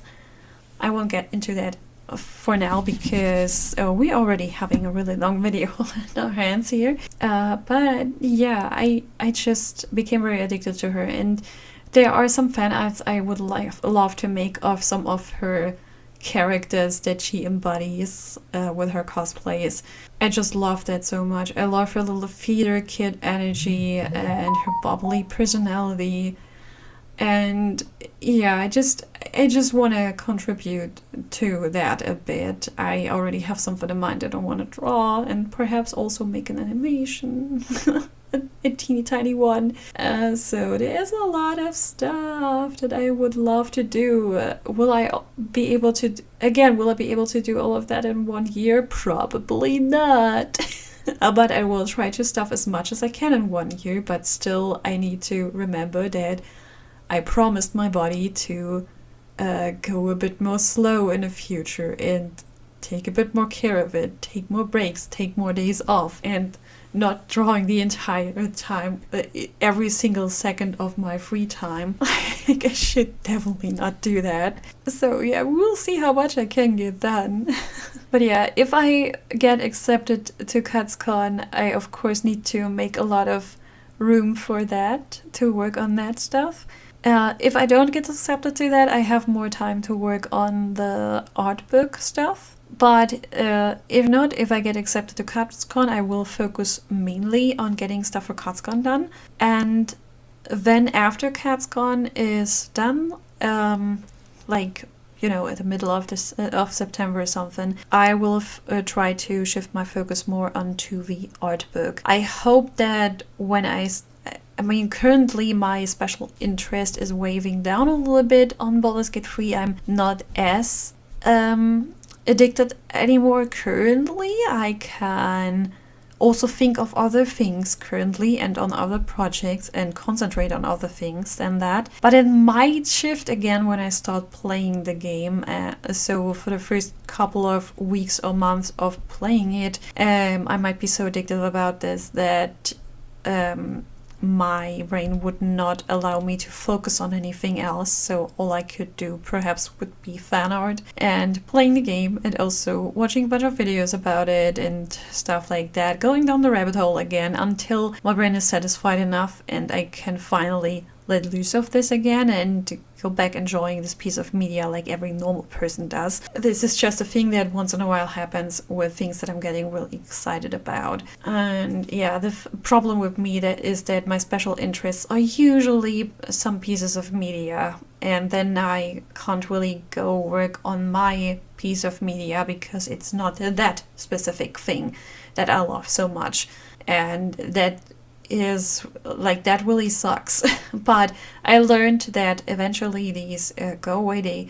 They take a little bit of a backseat. They are always there, but eventually it cools down a little bit and I'm capable of thinking of other things as well again. It takes a little bit of time sometimes. And sometimes I actually need to really do some kind of a detox time where at least a week or two I don't try to engage with any kind of context that has to do with that one thing that I'm so obsessed over, so I can actually cool down, because sometimes it's not capable otherwise to get rid of that. And that proved to be quite a helpful mechanism to do. Tell me down in the comments if you experience things like that, like really high intense special interest that kind of dictate your life for a while, what kind of strategies you have come up with over the time in order to deal with that. Like, if you have something different that you do, then let me know down in the comments. I would be really interested about that. Let's have a little conversation about things like that, you know? I guess I might do a complete podcast episode about special interests. What about that? Also, I would love to do more immersive kind of videos. I would love to go more into the storytelling aspect and go really into my little inner theater kid and do a lot of voice acting and stuff. And for a while I was really confused about what a podcast actually is. For a while I thought this is always when two people are talking to each other, or multiple people. But then I realized it can also be just one person talking, or it can also be some kind of an audio play. So a story that is told to you. They just usually don't have that much visuals, or if they have visuals, they don't have that much visual interest to them. It's just that when you look up to the screen, you still get something to see that moves a little bit. And yeah, I also would like to do something like that, like, you know, tell you some little stories, do a bit more of that. I would really, really love to do that. Wait a second, I need to quickly check if I got a message or something. No. Okay, we're good. And Yeah, there are so many things that I want to do. Also, some of you might remember my face reveal that was tied to a room tour. Do you remember that little quote unquote tree that is in the corner of my teeny tiny room? It's still not an actual tree, it's still this lame excuse of a tree, and I still want to do this, and I would love to get to this year, and I would love to make a video out of that. But yeah, we'll see. Currently the view to it is really blocked thanks to the fact that I got a new PC. The setup on my table is a bit different, so my monitor is now blocking a huge portion of the trunk of the tree. So I have to do even less on that thing, I guess, than I was initially planning. But yeah. Oh yeah, there was also something really exciting that happened last year. I think it was last year, right? Yeah, I think it was last year, somewhere at the beginning. I finally got a new PC, and I was so hyped about this. An actual PC, guys. Not just my laptop, an actual PC that can actually hold up with OBS and such. This is amazing. Like, I don't need to screen record with a super low frame rate anymore. What? You kidding? And I can record on a high frame rate while I'm what I'm drawing digitally, while I'm also watching something on YouTube. Mind blowing. Like, this wasn't really possible for me back then. It was really, really annoying, and I'm so hyped about that. I'm really, really happy. And so yeah, obviously I want to go into streaming. I told you about this quite a while ago, but I'm still not that much further with getting to know OBS and learning all of its quirks and stuff, and figuring out how streaming actually works with it. I still try to learn that, and of course now there is also the problem with finding the right time to do a stream because I'm working so much. I guess if it happens this year, then I need to wait until summer, when perhaps I'm back to having a normal weekend. Or perhaps, the other worker comes back and I'm back to mini job, which means just working one day of the week. No matter what of this will happen, then I will definitely have a bit more time at hand and can plan a little bit better. Other than that, it's really hard to tell when I get my extra day off, because it always depends on how our Saturday worker has time to jump in for me. I need to go after how much time she has, when she can do this, because she has a child and always needs someone to take care of it. And if she doesn't find someone for a particular day, she of course can't jump in there. So I always need to wait what she says and ask, hey, I would like to take another day off throughout the week. Which of the days would be the best for you? I always go like that. I don't predict necessarily which day I need, unless I really need a very specific day, but then I try to let her know a long time in advance so she can plan that in. But yeah, it's really hard for me to tell when this will happen. I of course also want to be extra special, and even though it's my first stream, I already want to have some things done for that. I'm already working on some assets. I want to have a nice intro segment, and I want to have a little outro section, and of course something for breaks, because I plan to make longer streams so people from all kinds of time zones have a chance to come in for a while, to drop in for a while, I know I have a couple of people in the US who watch, and I have my people here in Germany who watch, and a few over in Russia, which all have different time zones depending on where in Russia they live. So I plan to really stretch out a stream for very long when I stream. I don't plan to stream super often and in a regular schedule, just whenever I can find time. But when I do it, I plan to always do it very long, so a lot of people can catch up with it. 5 or 4 hours, but I think that's like a regular streaming time, but perhaps even longer, perhaps even 6 or 7 hours. I don't know. Whatever we can do. I mean, if at one point no one is in the comments anymore and I'm basically just talking to myself, I can just say, okay, we do a cut here. But yeah, I definitely plan on going for a while, so a lot of people can show up. Not always, perhaps, but at least perhaps for the first time. I don't know. I'm still uncertain about some things. I'm kind of figuring things out as I go here and ramble about these things. Like, how will I actually doing this? I don't know. I need to sit down in a different way again. But yeah, I think I have everything covered right now. And we are almost at 3 hours, guys. Oh my gosh. I am really, really talkative today, am I? Oh my goodness. I really hope you enjoy this. Is there anything else that I wanted to say before I drop off? Let me think about it. Like, I talked about this and I talked about that. I think, like I said, tell me if you already have some questions that you want me to answer in a possible future Q&A, or ask questions for Hugin. You can already drop them down there. I will save all of them for later. And if you already know what kind of video you would prefer, like one of these long videos to take really a while to produce, which one of these would you like to see first? Would you like to see the making of first, or would you like to see the video for the CutsCon first? It would be really helpful for me to know. Again, the link for Spreadshop is in the description, and I think that should be it. I go through my notes again, but yeah, I talked about all of these things. But I still feel like I've missed something. I don't know. I'm not sure. But yeah, I really want to do a lot of really immersive things.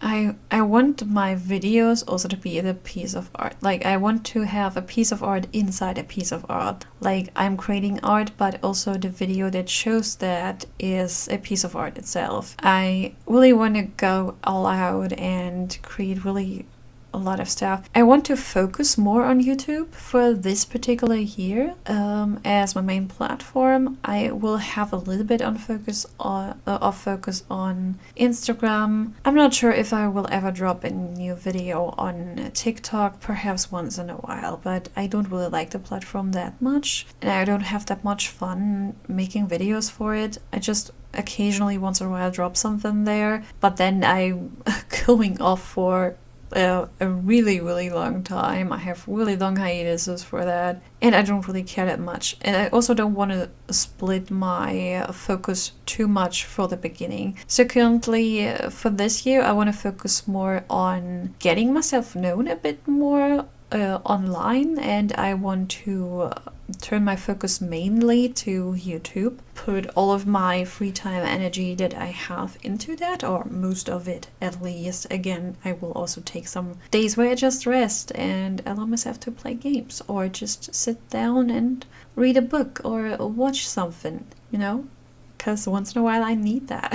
But yeah, I really want to take more focus and time on YouTube for this year. I'm not sure how much more videos I can do. I made like, let me actually check. Let me count how many videos I've made for the last year. So it started right there. So if I count the outtake video, I mean, I actually did an extra artwork for that, so I should count that. So it's 1, 2, 3, 4, 5, 6, 7, and then we start with the advent calendar. 1, 2, 3, 4, 5, 6. So we had 6 throughout the year before the advent calendar started. And then, of course, we have the advent calendar. So we have number 7, 8, 9, 10, 11, 12, 13, 14, 15, 16, 17, 18, 19, 20, 21, 22, 23, 24, 25, 26, 27, 28, 29. And door number 24 was of course this year, so that doesn't count. So we have 29, almost 30 videos for last year. But also just because I was dropping that many videos for the advent calendar, and not all of them are equally good, of course. But yeah, if it wouldn't have been for the advent calendar, we would have just 6 videos. Or 7 if I would still have made the video for the artworks for Soraya and Marina. But yeah, it actually wasn't that much. Again, except for when I made the advent calendar. Let's see how many I can get done for this year. This is basically the second video this year, but the first one that was actually planned for this year. So again, I want to take more focus, pay more attention to YouTube. That doesn't mean necessarily that I might get more done. Of course, there will be a little hiatus. I hope that will just be for 1 month, and then in April I can come back. I can put out the next video for you. I hope that maybe I can drop it to my birthday, and that perhaps I can set a premiere for that where I can actually be present the entire time. But yeah, will we see about that? And after that, I really want to try to go back to the once per month format. I was semi-successful with that last year. It was mostly working out, but not always. There were also some phases where it took me really long. Like my first video for last year was, I think, somewhere in the summer times when that dropped. So I had a really long hiatus at the beginning of last year, and I don't want to have that long of a hiatus this time. Let's see if I can actually come back to April. And then I really would like to drop a new video every other month. Like once per month really seems to be the best option for me, but yeah, we'll see about that. Obviously, I still have so much footage that we could still be here for many hours without end. But I think I should really cut it here. And I hope whatever you were doing while I was talking, you made a lot of progress with it. Tell me down in the comments what it was, like what you were actually working on. Was it another art? Was it also an illustration or an animation, or did you crochet, or did you make some little gift cards, or whatever it was? Perhaps you were also coding something, or doing some visual editing parts on your own video. Just tell me what you were making while you were watching this. With that, next time will be a video that is not that long, I promise. But I think about doing some kind of podcasty like episodes again. Tell me down in the comments what you think about having this with or without music underneath. I still haven't decided what I will do for this one, if I will put music underneath or not, because it will take a long time to actually look up a lot of different kinds of tracks to fill out all of the time that we have spent here. And I usually like to not constantly replay the same tune that I put beneath and actually have some mix going on there. But yeah, I don't know. I really don't know. But tell me down in the comments what you would prefer in future episodes like this. And again, thank you so much for watching. If you actually stayed through the end, then you're an absolute hero. And yeah, again, tell me what you made. And as always, keep creating and stay nice to ravens. Bye!